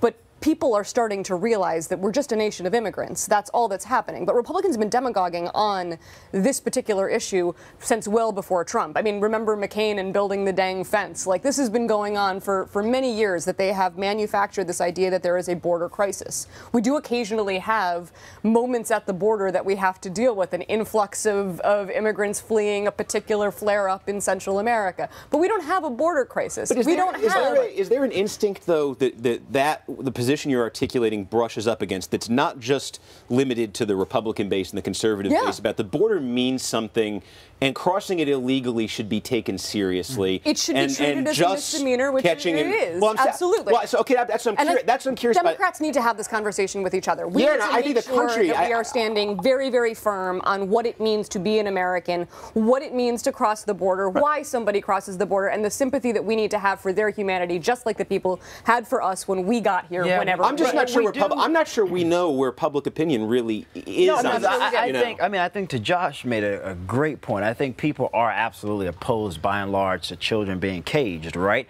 But I think people do wrestle with the question: is immigration about sympathy or justice? How many people do we allow to come into the country? It's about both. Well, no, I agree. If people do break the law, what do you do with these people? If you release them, how do we guarantee that they will come back? I mean, there's so many lingering questions there, but I do think you have to have laws. You have to enforce them. You cannot just allow anyone to come into the country because we're a sympathetic nation. Immigration is not a right. It is a privilege that we decide who we want to allow into our country. And I think a lot of Americans feel that way. Nobody is suggesting that we just open the borders, and that's the straw man that Republicans have to go to when they don't want to talk about humanity. Well, but didn't you say it's not okay to jail people for trying to enter the U.S.? I did say that. But so I realize, you know, if they enter the U.S. illegally, which is a misdemeanor, and they have an asylum claim, and the asylum claim is approved, I mean, then you can end up seeking asylum is perfectly legal. Like, even if the asylum claim is eventually turned down, you don't go to jail because you tried. Right, but so suppose someone, you know, enters the U.S. illegally, which is a misdemeanor. They're apprehended. They apply for asylum. They go through a long process, and that claim is rejected. And a substantial majority of the asylum claims that are made by people coming from Central America over the last 15 years have not been approved.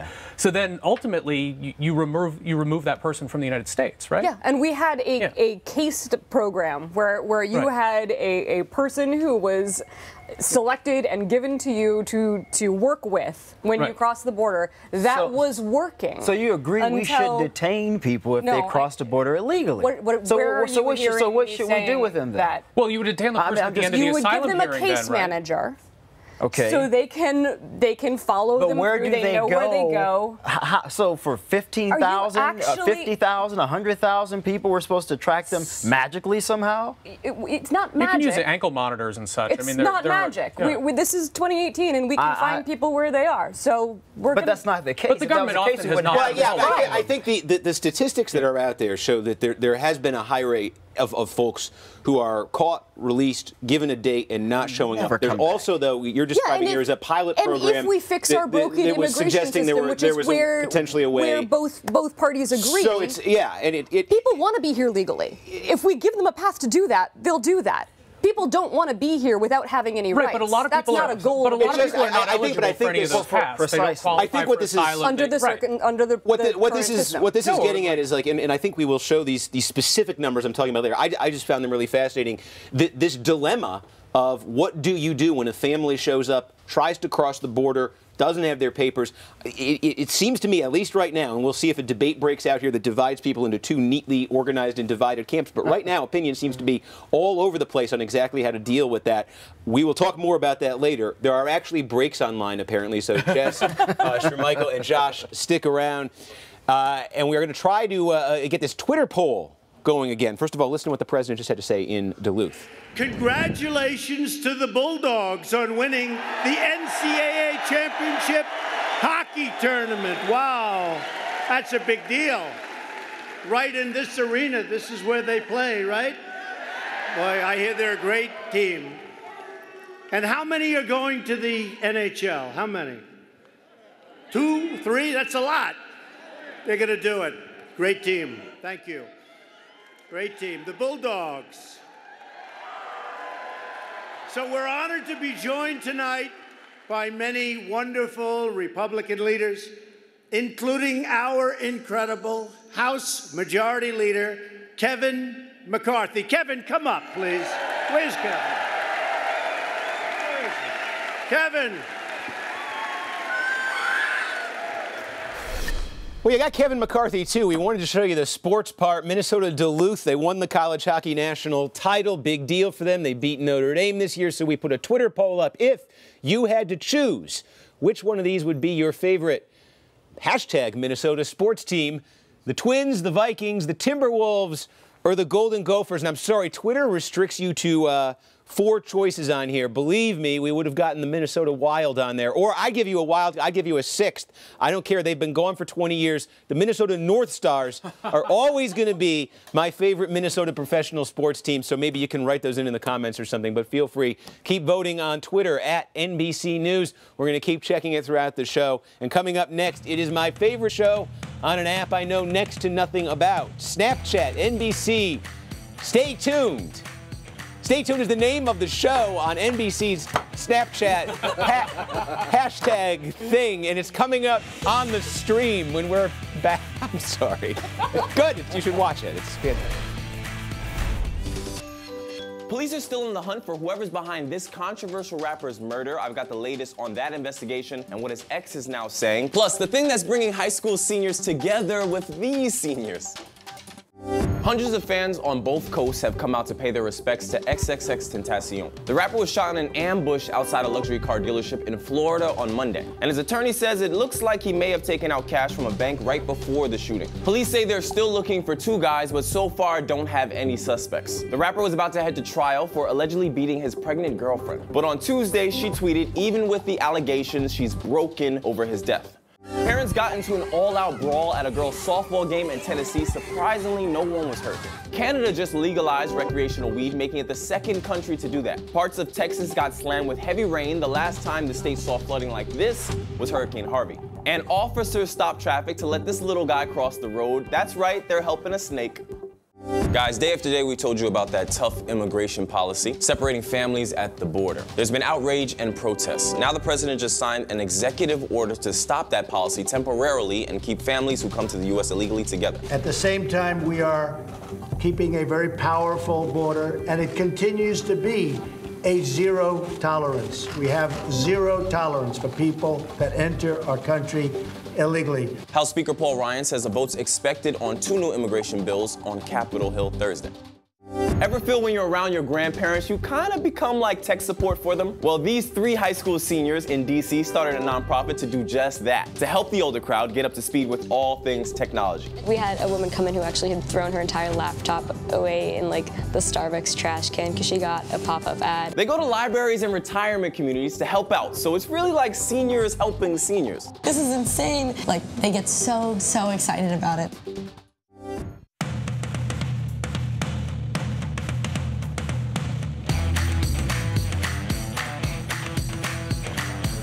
All right, there you go. There's a little taste of the Stay Tuned show. And joining us now, my tireless colleague, Jacob Soboroff in McAllen, Texas.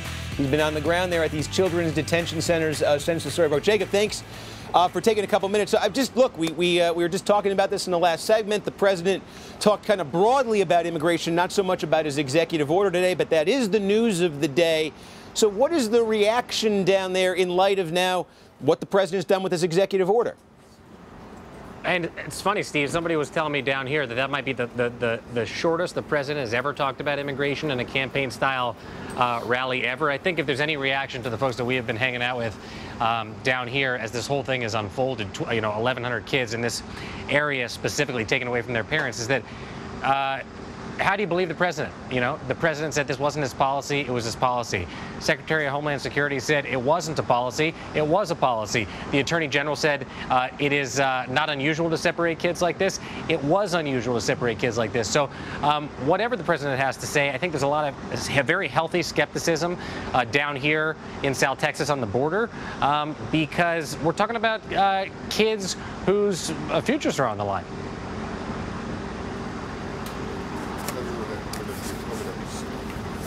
So, all right, Jacob, I'm sorry. This is the peril of a live webcast. They were physically moving me across the studio, but thank you for taking. Somebody help Steve out, guys. I need lots of help. Did you make it? It's probably too much for the whole team we have up here. They are incredibly talented people, but I am beyond help, I think. Jacob, thank you. How are things back in 30 Rock, Steve? I'm going to be up there tomorrow, so I'm going to come and see you in person. Oh, please stop by. We've got somebody gave me a packet of there's these things from Maryland. They're fudge and they're cookies and they're delicious and they're in my office and. The heat I know where to find your office then. I will be there and I will be eating your cookies. I'm gonna save some for you. Jacob, thank you for joining us from the border. They're obviously great reporting down there all week, and sorry to leave him hanging there in that. This is what happens here, live webcast. It wouldn't happen on the Snapchat show. I know that. They're much more on top of things than I am. Anyway, we're back over here at the board. We're talking about the House race, talking about House races in Minnesota. We wanted to, whoa, it just got really dark. I'm going to try to stand here where it's lighter. We want to talk about a little bit about the Senate. So the state of play for the Senate, obviously big 2018 story. Republicans right now on that 51-49 advantage. So Democrats have been saying, hey, Democrats say, hey, if we could have a big year in the House, maybe we could flip the Senate too. The problem for Democrats is what you're looking at right here. There are 10 Democratic senators who are up in states that were won by Donald Trump. There are also, by the way, we said Minnesota was such a close call. There's 2 Senate races, don't forget, in Minnesota this year. Amy Klobuchar, this is normally when her seat would be up, Democrat. She's running for re-election. Also, Al Franken, he resigned. Now a special election being held for that seat. So, 2 seats right there in a near-miss Trump state. No evidence yet that those, though, are going to be that competitive. We'll see how they develop. So Democrats not necessarily worried about Minnesota right now, but they have to worry about playing defense in all of these Trump states before they can even think about picking up Republican seats, maybe like in Nevada or Arizona or Tennessee. They've even been talking about before they can think about picking them up and picking up a majority. The question is, can they defend all or just about all of these 10 Trump states? And we want to show you some of the polling. We got some brand new polling in the last 24 hours from some of these. We want to take you through because we're starting to see which ones of these are going to be real races, real competitive races, and which ones maybe aren't. So let's take you through the numbers that we have in some of these. First of all, this is brand new. North Dakota. This is probably the steepest challenge that Democrats Heidi Heitkamp here have in retaining a Trump seat.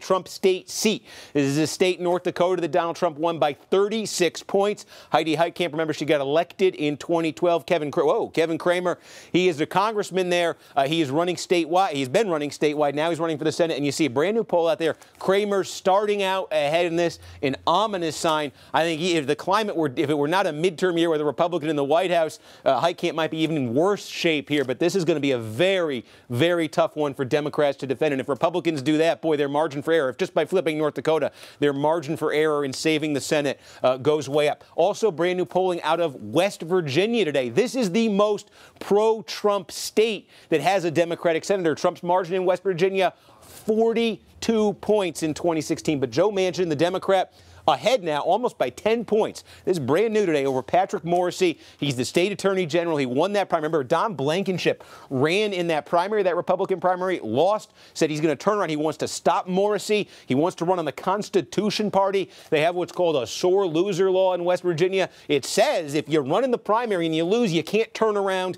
and run somewhere else, run on a different ballot line in the general election. Blankenship's probably going to have to test that in court. We'll see if it holds up. But the Monmouth, who did this poll, They tested it both ways. Either way, they got Manchin running in a pretty good position right now for a Democratic incumbent, certainly in a state like West Virginia there where Trump won it so big. Also, Florida, this brand new today. Bill Nelson, the Democratic incumbent. This is a very obviously up by 10 points. There have been some signs coming out of this state that Rick Scott, of course, he is the two-term governor. His popularity as governor in his second term, he narrowly won election in the first place. He narrowly won re-election in 2014. His popularity has gone up in his second term. There have been some thought here, and there still is plenty of thought, that Scott may make this a very close game and have a shot to take out Nelson here. But this poll, we'll see as we get more out of Florida. This poll certainly encouraging for the Democrats out of Florida. Also, Pennsylvania. This one came out in the last week. Bob Casey, Democratic incumbent. Donald Trump won Pennsylvania.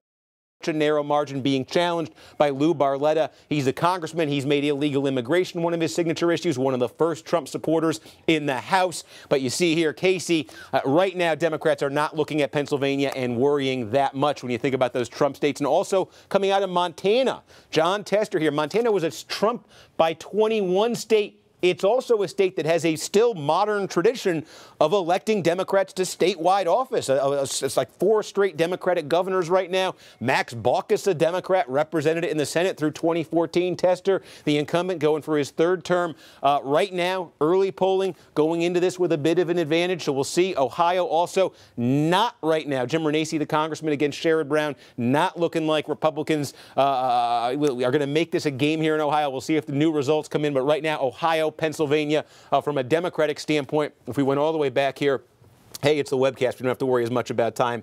Let's go all the way back to that map, and you start to see what's taking shape here. Democrats not that worried about Pennsylvania right now, not that worried about Ohio right now, not that we said Minnesota, but it's not even highlighted, not that worried there, not that worried in Michigan right now, where maybe, you know, relatively speaking, they're worried, but not as worried as elsewhere about Montana. They are worried about North Dakota. They are worried about Missouri. They are worried about Indiana. They're worried about West Virginia. They're worried about Florida. Those are the 5 of the 10 that so far have emerged as, hey, these are places where Republicans have legit shots of flipping it. And again, remember, if Republicans could flip 2 of these, I think if Republicans flip 2 of these, the Democrats take over math there for the Senate. What options do Democrats have on this map to take out Republicans, to take Republican seats? Nevada, Arizona are the obvious ones, and you can't see it behind Joe Donnelly there. But Tennessee could also be one for Democrats. People talk about Texas. I haven't seen it yet. And beyond that, I don't know. So if Democrats in their dream scenario pick up 3 and Republicans could get 2 here, you got Pence breaking the tie in this. So again, that's why Democrats, even if they have a great year in the House, the idea of them picking up the Senate, not impossible, but that is a very tough hill for them to climb. So now, reading the stage directions, we're going to walk back to the set. I'm not going to trip on anything. And Alexi McCammon is going to join us. She's a political reporter with Axios who covers the 2018 midterms. Josh Barrow is still on set with me, but he has switched seats trying to confuse me there. That's true. But it didn't work because I found you anyway. Alexi, I'm out of breath. Hi. But that was a good workout. Well, thank you. Let's talk about the midterms in 2018. Let's talk about the Senate picture right now. If you're a Republican and you say, we want to avoid that dread scenario, how are you feeling about the Senate right now? It's certainly better than they're feeling about the House. You just laid out the map for Republicans and Democrats, those 5 states. I think the interesting thing we should watch right now is the president has a very busy week. He'll be in both Nevada and North Dakota in the next couple of days. I know North Dakota has really sort of been worrying Republicans because the president hasn't been attacking Heidi Heitkamp. She's obviously the Democratic senator in a state that he won by, I think, more than 40 points. And now we will see him going to the state and stumping for Kevin Cramer for the first time, which I know they're really hoping he would have done all along in addition to attacking her. And we should look to see how he is sort of getting involved in those 5 states, especially that you just mentioned, that he won in 2016, that Democrats hold, that he hasn't necessarily been going after as much, except for, as we saw in Montana with John Tester. But they're not really worried about that. Let me ask you about it. So we're talking North Dakota, West Virginia, Indiana, Missouri. We're talking about states that Trump didn't just win, he won by double digits. And the politics are complicated there. We're like in North Dakota, you got a Heidi Heitkamp, a Democrat, who actually will say friendly things about Trump because that's the kind of state she's in. If we flip it and we talk about the House, where Republicans are trying to hang on, and they are trying to hang on in these 24 districts where you got Republicans and the voters went for Hillary Clinton over Trump in 2016. Trump looks like he is more, in the general election, is a clear liability liability in these districts. How are those Republicans feeling, and what are they trying to do? That is such a fascinating thing that I'm watching because it's almost totally split, right? Senate strategy for Republicans is Trump, Trump, Trump. They're leaning on Trump in their ads. Even Democrats in those red states are leaning on Trump in their ads, saying he supports these bills that I put forward. On the House side, where Hillary Clinton won, they're sort of shying away and not saying that they want the president to come and campaign with them because he is a liability. We have seen in the past couple of weeks alone how the president is sort of a one-man litmus test for House Republicans. They either support him and they're loyal to him and they will advance to the general, or they are perceived as being disloyal to him and they could lose their election and their congressional career could end. And so I think what we should look for is sort of the Republicans who are welcoming Trump to come, like we saw tonight in his rally in Minnesota with the man who's running in Minnesota's 8th district, and then the folks who are running in these Hillary Clinton won districts who are saying, you know, not that they disagree with the president, but that they don't necessarily welcome him coming. Josh, we've I'll put you on the spot here, but you had all these different handicappers and analysts and forecasters out there looking at the House. Let's stick with the House right now. The magic number for Democrats is 23. If they can flip 23 Republican seats, they get the House. I have heard possibilities and projections ranging from it's only 15 Republicans hang on to like it's 60 and it's like the Watergate midterm. Where in that range is your thinking right now? I mean, I think it's more likely than not that Democrats will take the majority, and that's where the models and the polling are right now. And when I say more likely than not, this is a mistake a lot of people made in the 2016 election. Just because something is more likely than not to happen doesn't mean that it will happen. A lot of those polls have, a lot of those models have it, you know, somewhere around, you know, like 60% say that Democrats take the House back. That means, you know, 2 times out of 5 that Republicans hold on. That said, you know, the way that wave elections tend to break, it's that basically all of the close races, or nearly all the close races, go the same way. And you see this especially on Senate maps. So the Weekly Standard actually just came out with its own probability model for the Senate. This is the first one I've seen. And they give Democrats a 30% chance to take the Senate back, which I think actually sounds quite high, given what you laid out there on that map, how many vulnerable seats Democrats have to defend. They only have a handful of opportunities to pick up. But again, it's that sort of thing where these elections, if they break, they tend to break all in the same direction. So if the Democrats have a really good night, it's likely that they will hold on in all or all but one of those vulnerable seats that you discussed, and that they pick up those 3 seats in Nevada and Arizona and Tennessee, and that gives them a Senate majority. So I'm not saying that that's the most likely thing to happen. I think the odds-on case is that Republicans retain the Senate. But the reason there is a the reason that there is a plausible map toward Democrats taking it back is that these are not a bunch of independent events. It's not like they have to flip a coin 10 times and have it come up heads 10 times. If Heidi Heitkamp wins, that probably means that John Tester won, and that Joe Manchin won, et cetera. Yeah. The other thing is that's interesting here is if we play this out, it seems to me if Republicans hang on to the House, it is going to be by the slimmest margin. I mean, we're like a 5-seat majority or something, which is, we talk about all of the headaches that any Republican speaker deals with the most conservative, the Freedom Caucus folks, the Tea Party folks. If there's a 5-seat majority for Republicans, that's going to be a nightmare for whoever the next speaker is. The other side of that is if Democrats win this thing and the margins narrow, if it's an 8-seat Democratic majority, how many Democratic candidates out there running in some of these Republican or Republican-friendly districts have said they won't vote for Nancy Pelosi for Speaker? Right. Does that become, if she has no votes to spare and 20 Democrats out there saying I won't vote for her, is she in any trouble? Right. Certainly. You just mentioned, I think there's something like 20, if not more, House Democratic candidates who have said they will not vote for her. I would imagine that number will only get bigger as we get closer to November. There's already been so much talk on the Hill back in Washington, quietly and in private, about folks in the Democratic caucus saying they are ready for new leadership. So it's not just the candidates who would be coming into the House. It's even folks who have been serving with Nancy Pelosi who are saying we want someone new. I think that's certainly a problem. And I think the interesting thing, too, about Republicans maybe having a narrow majority is that you can't just have these Trump loyalists who are sort of either far-right candidates or who will do whatever he says be the folks in the new Republican caucus, because you need more bipartisanship at that point when the majority is so narrow. Otherwise, nothing will get done. And I think that's something we should look for as well. If all these new Republican candidates are so to the right, how will anything get done when we'll need to work with Democrats on many issues, more so than they might need to now? And quickly, Josh, there's a school of thought that all you have to do is look back at Bill Clinton, Newt Gingrich becoming the Speaker, and Bill Clinton had a very good politically 2 years following that, got reelected. Barack Obama, 63-seat catastrophe in 2010 Republican Congress. He kind of runs against it, gets reelected. Is there a formula there where politically Donald Trump is actually empowered by Democrats getting the House? Conceivably, especially if the economy continues to do well. But I mean, I think if you look back at what Bill Clinton did in 1995, 96, he found a bunch of ways to work very effectively with Republicans in Congress. The welfare reform bill, that's when they changed the federal law so speed limits could be higher than 65 miles an hour. That's right. There were a number of things that they worked together on. There was a shutdown, too. I mean, there was a shutdown, and I'm not saying it was a happy relationship, but, you know, he pivoted. He had been perceived as too far to the left, and he found a way to do a number of bipartisan things, with welfare reform sort of as the signature centerpiece of that repositioned him politically and put him in a very strong position for 1996. I find it very hard to imagine how a President Trump does that with a Democratic Congress. I mean, right when Trump was coming in at his inauguration, you sort of could have imagined a set of initiatives with Democrats around infrastructure or various other things. I think the well is just too poisoned now. There's the level of personal animosity toward him.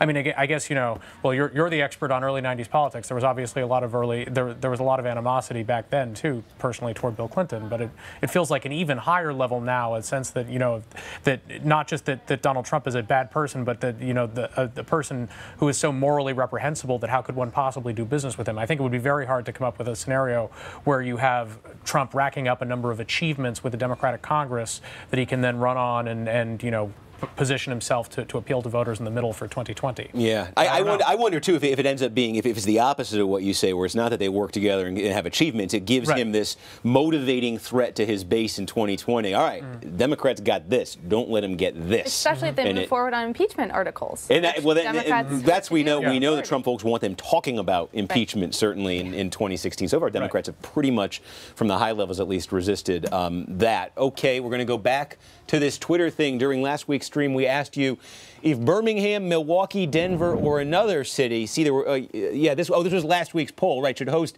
the 2020 Democratic Convention. The majority picked, well, other, because there were 8 finalists, and we only gave you 3 of them, so of course other won. 26% went with Denver, 23% Milwaukee, 17% Birmingham. Well, on Monday, the DNC announced the official site options the finalists were Denver, Houston, Miami Beach, and Milwaukee. Then, lots of drama here, the short list got shorter. Denver saying this morning thanks but no thanks, and withdrawing their bid due to other major commitments that cannot be moved. So again, with all of these fast-moving developments in mind, here is what we are asking you tonight. If you had to choose, which one of... Well, now this is... I'm getting the sports team. I thought we were doing the... Okay. Oh, I'm sorry. I thought this was building towards you vote on the 3 finalists. I was trying to read it with that. I completely messed this up. That was last week's poll question. This week's, if you had to choose, which one of these would be your favorite Minnesota sports team? Vote now on Twitter at NBC News, and we'll keep checking. Where are the Wild? Throughout the thank you. Where are the Wild? Where are the North Stars? Which Gophers team do we mean? The football team? Do we mean the basketball team? Do we mean the hockey team? The track team? I don't know. Lots of we have questions for the Twitter. I'm going to start my own Twitter poll with questions for the Twitter poll. Still ahead, some brand new poll numbers that caught my eye. I'm back at the big board just after this. America's leadership in the world came to us because of our own strength. Free elections, a free press. The essence of free communication must be that our failures as well as our successes will be broadcast around the world. When people are given the chance, they inevitably will choose a free press. Gives voice to the voiceless, exposes injustice. I consider the media to be indispensable to democracy. The topics we cover on MSNBC every day, they're driven by big ideas, big themes, huge societal changes. And that's what we talk about on our new podcast. It's called Why Is This Happening? Why Is This Happening with Chris Hayes. New episodes every Tuesday. Let's just say a lot of things are coming together on those courthouse steps. This is a huge story, making international headlines. Unbelievable. Feed your mind with fresh perspective. Get Morning Joe and your favorite MSNBC shows now as podcasts.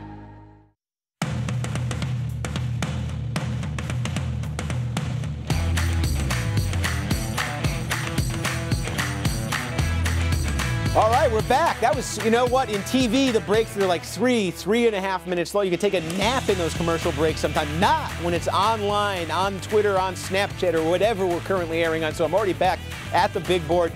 And we want to take you through, we were talking about this earlier if you've been watching. I said there were some numbers on immigration on what I think is sort of the complexity of the politics around it, of trying to understand what public opinion is on the question of immigration, using this issue of the family separation policy. So let's show you what I mean by this. I keep pressing the wrong button on here. Let's see if we can get this right.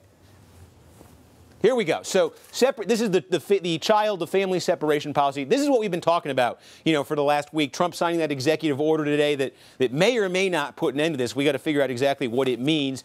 He says it does. So here we go. That policy, again, we've seen a number of polls like this. This is a brand new one from The Economist and YouGov.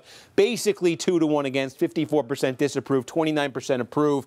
But then ask a different question. So the Trump folks are saying they've been doing this family separation thing because it grows out of something a court forced them to do in response to their zero tolerance policy, what they call their zero tolerance policy.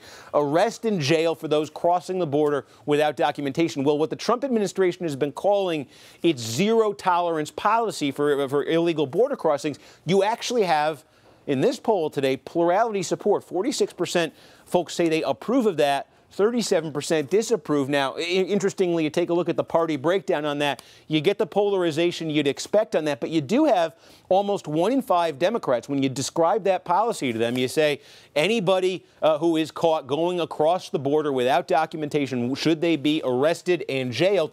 Right now, in this poll, basically 1 in 5 Democrats are saying yes to that. 1 in 10 Republicans saying no. You look where independents, they were a little bit more on the yes side.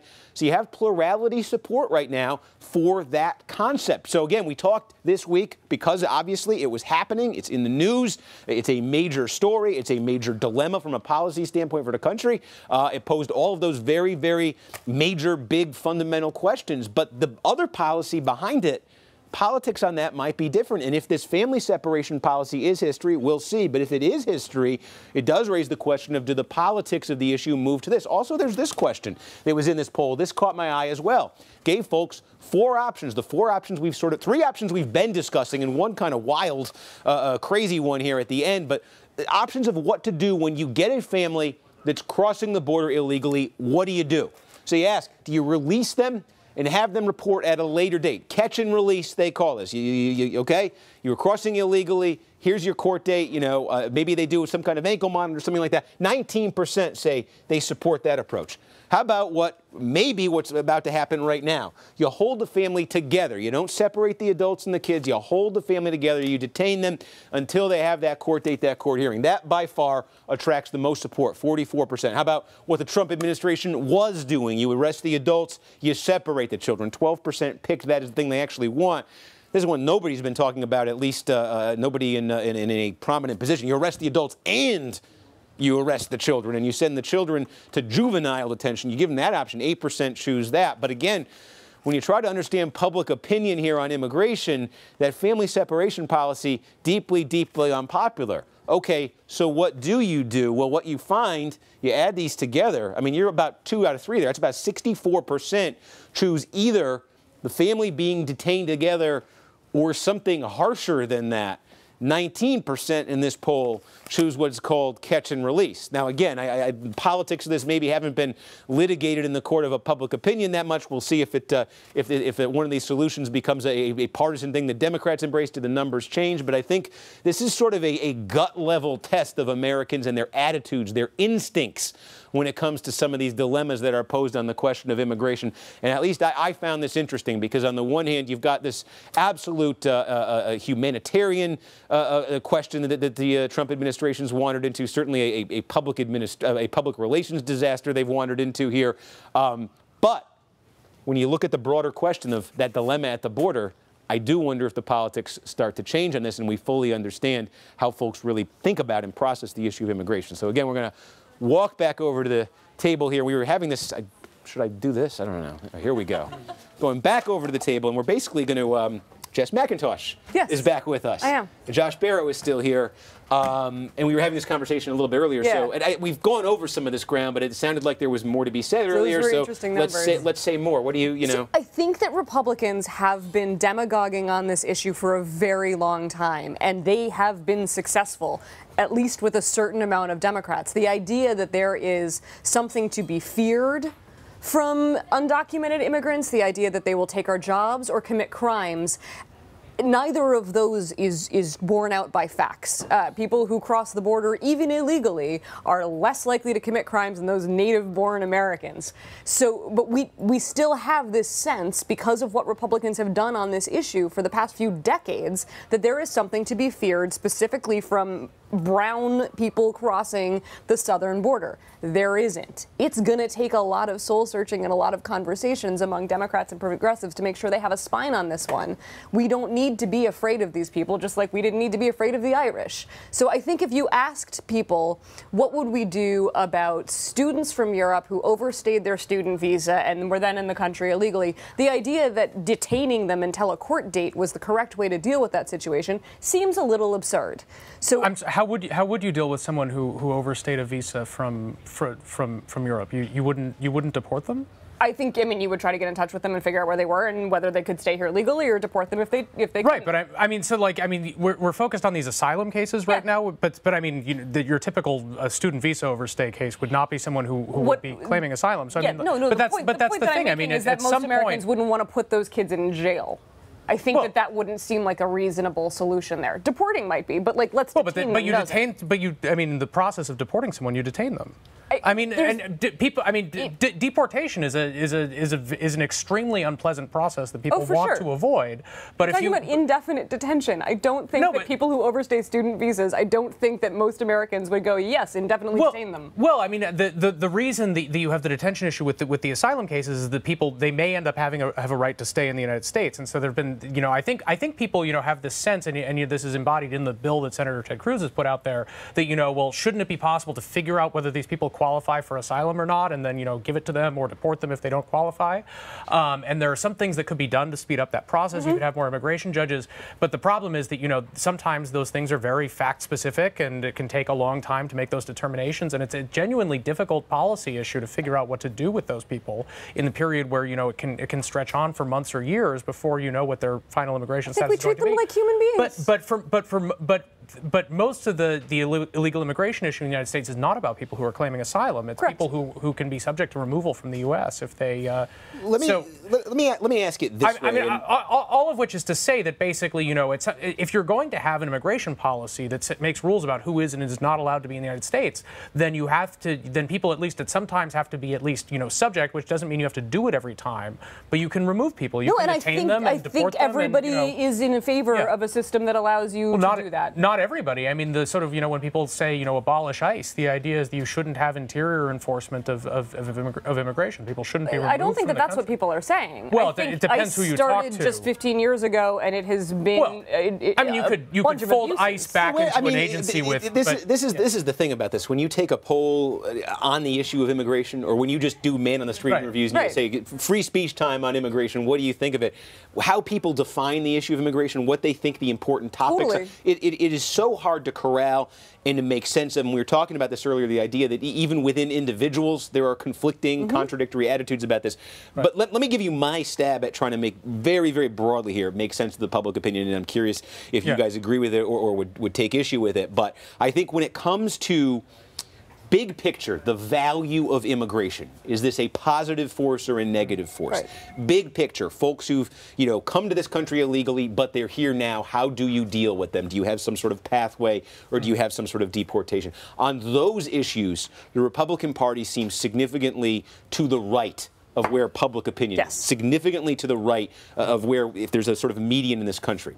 But on the issue of what the border means, how sacred that is from a policy standpoint and how serious that should be treated as an enforcement matter, the Democratic Party is to the left of where that opinion is. Is that a fair? I think it is, and I think it's because we've lost the messaging war over what exactly is happening at the border. I think for people to cross the border, you hear Republicans talking all the time about pregnant women who run across the border to have a baby. No one is running across the desert 8 months pregnant. This is an arduous way to get into the country. If there were an easier legal way that would allow somebody like full rights when they got here, they would take it. When people make this decision, especially with children, they are doing it under duress.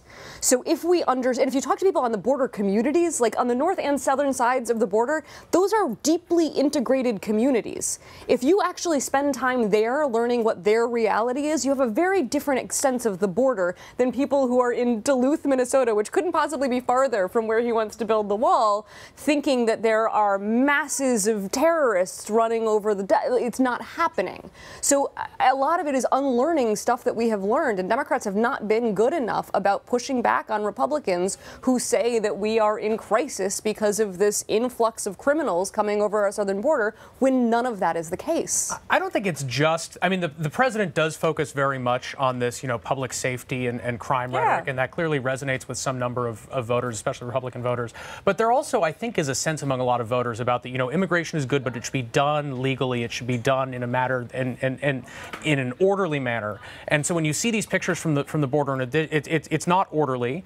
And we have a situation in the U.S. where we have, approximately 11 million people living in the U.S. without legal authorization. And it's a situation that has gone on for decades under Republican and Democratic administrations. And there is, I think, a correct sense that the government has not enforced the laws that are already on the books in an effective manner in a lot of ways. And I think that rubs a lot of people the wrong way, even if that they are fine with the idea of immigration to the U.S. They want people to do it under the law. And I think people probably also tend to overestimate how easy it is to immigrate to the U.S. in a way that complies with the law. But again, that gets the sort of thing that, people are applying trade-offs, and because, this is not a thing, that people have necessarily direct day-to-day experience with, they don't know how all those trade-offs are going to work. But I think a political problem for Democrats is that they have seemed to shrug off the legal compliance aspects of this. And I think, voters are willing to do that as well under certain circumstances. You poll people on whether you should have something that looks like an amnesty with a, normalization path to citizenship for unauthorized immigrants in the U.S., and the majority of them will say yes with a certain set of terms. But I think it's with an understanding that that's plan B rather than plan A. I don't think people necessarily trust that the government the next time around will enforce the laws, so you don't need another amnesty 25 years later. And it's interesting, we don't have the numbers, but there was another poll today that just asked folks, what is the most important issue facing this country right now? And it was immigration was number one. It was number one in both parties. So for very different reasons, I think folks are saying. Has that ever been true before? I can't. That immigration is number one? Yeah. Yeah, I can't. I don't remember it reaching this high. And that was I got to go back and check. That was during what's happening at the border right now? Yeah, it's one of the. And it was not. I do not believe it was the. There were two new polls out today, and I should have done the graphic on this one. I'm now realizing as I say this, but it was 21% among Republicans. They had about 8 options here. 21% of Republicans said top issue. 18% of Democrats. I mean, this is the first time that I would put it at the top. I would usually I think that immigration is at the top because Republicans have demagogued the issue successfully. But he created a crisis. We're in crisis. Something needs to be done, and the idea that we're not even working on reunification for the thousands of kids that we've already taken away from their parents. So we can have the theory, and yes, things need to be done. Somewhere in the middle of what I want and what Republicans want is probably what we will get. We certainly need a better, more comprehensive immigration system.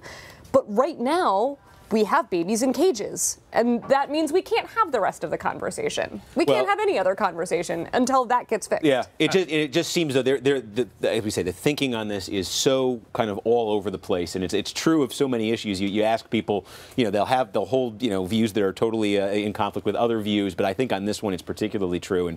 And trying to make sense of it in terms of what it would mean for an election. Sometimes you just have to wait for the election. We are going to take another look. Oh, it's back. The Twitter poll question. What a segue here. What Minnesota team are you cheering for? We asked you to choose between the Twins, baseball, the Vikings, football, the Timberwolves, basketball, University of Minnesota, the Golden Gophers, the Vikings. They win it in a romp. 51%, the Twins 18, Timberwolves 17.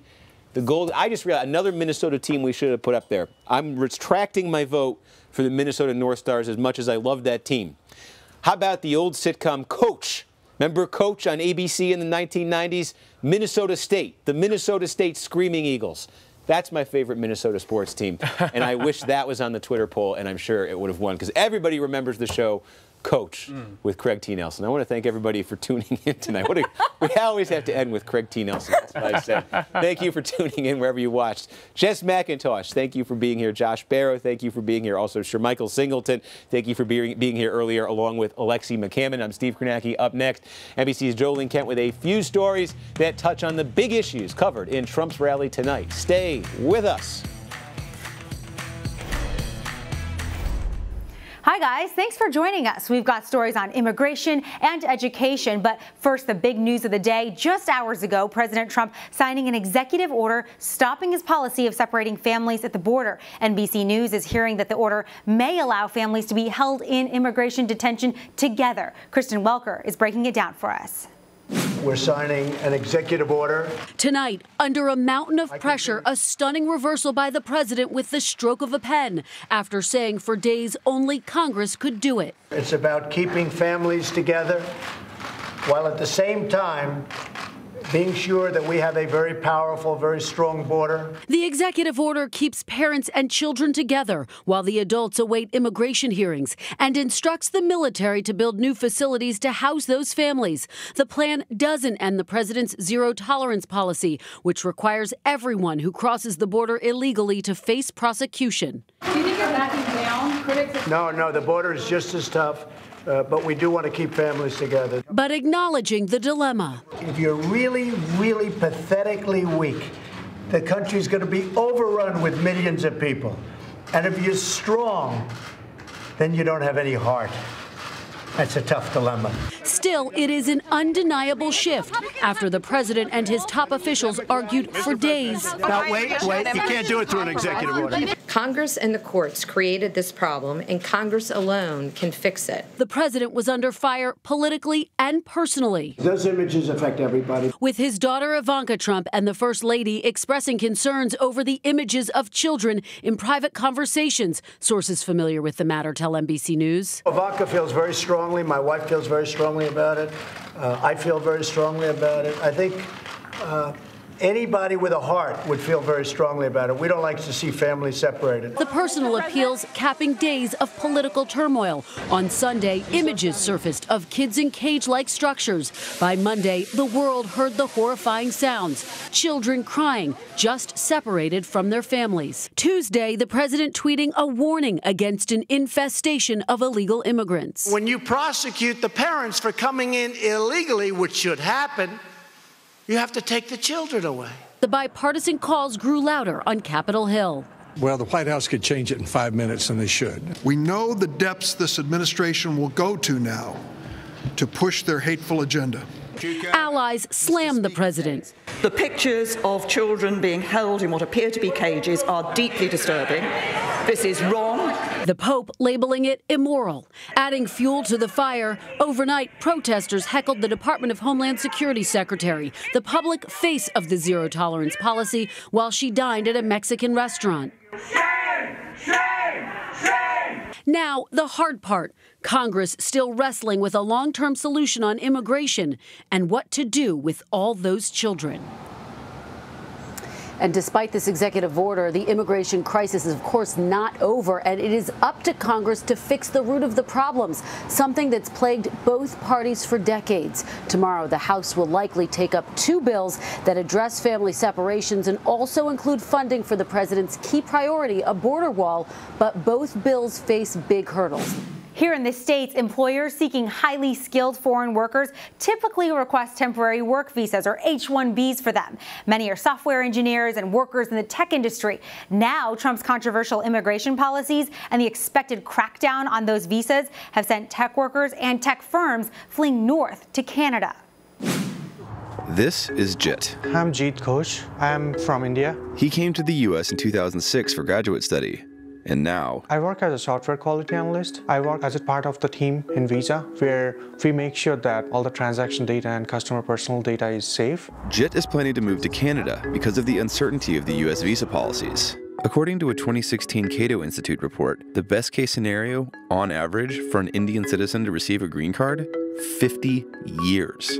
We don't have a stability here. We don't know whether we'll be able to stay here with our work permit forever that long. In Canada, there's a program called Express Entry that puts skilled immigrants on a fast track to getting permanent residency. The whole process took around 6 months. JIT is part of a trend of tech workers and firms in the U.S. who are moving to Canada because of the state's restrictive H-1B visa program. The H-1B visa lets companies bring in foreign nationals to fill jobs they can't domestically. Getting one of these visas has never been easy. The process is based on a lottery system and takes a few months. President Trump has promised to crack down on the program. He says companies often abuse the program and American workers are losing out. In April 2017, Trump signed an executive order called Buy American, Hire American, and later proposed legislation to cut legal immigration in half. We are always on a temporary work permit status, and we don't know whether we'll be here tomorrow or not. A 2017 survey of Canadian startups by an innovation hub in Toronto showed nearly 2/3 of those companies had a significant increase in job applications from the U.S. Canada is aggressively wooing companies and tech talent.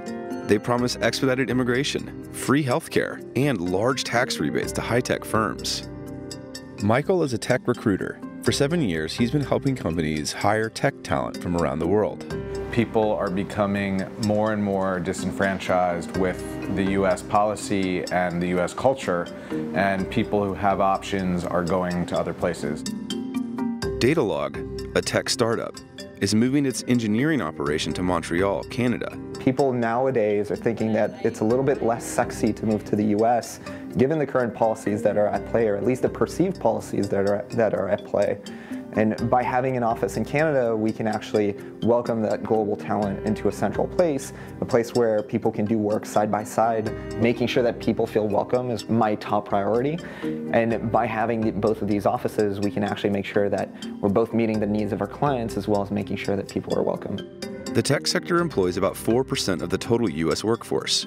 And over half of tech employees in Silicon Valley are foreign-born. Losing tech talent is pretty bad for our economy. It's pretty bad for innovation. I didn't have to move to Canada because I have the job. I have a visa valid till 2020. But looking at the current situation, if I have a kid tomorrow, I don't know when the kid grows up. So I would rather prefer a place where I can stay with my family and not falling apart. My family is not getting deported or getting self-deported. Jit says his dream is to start his own business, and he's taking that dream to Canada. I call this country my home for a long time, and this is my home. I came to this country when I was 21 years age, and today I'm 33. I feel very sad that it's time to say goodbye to this country.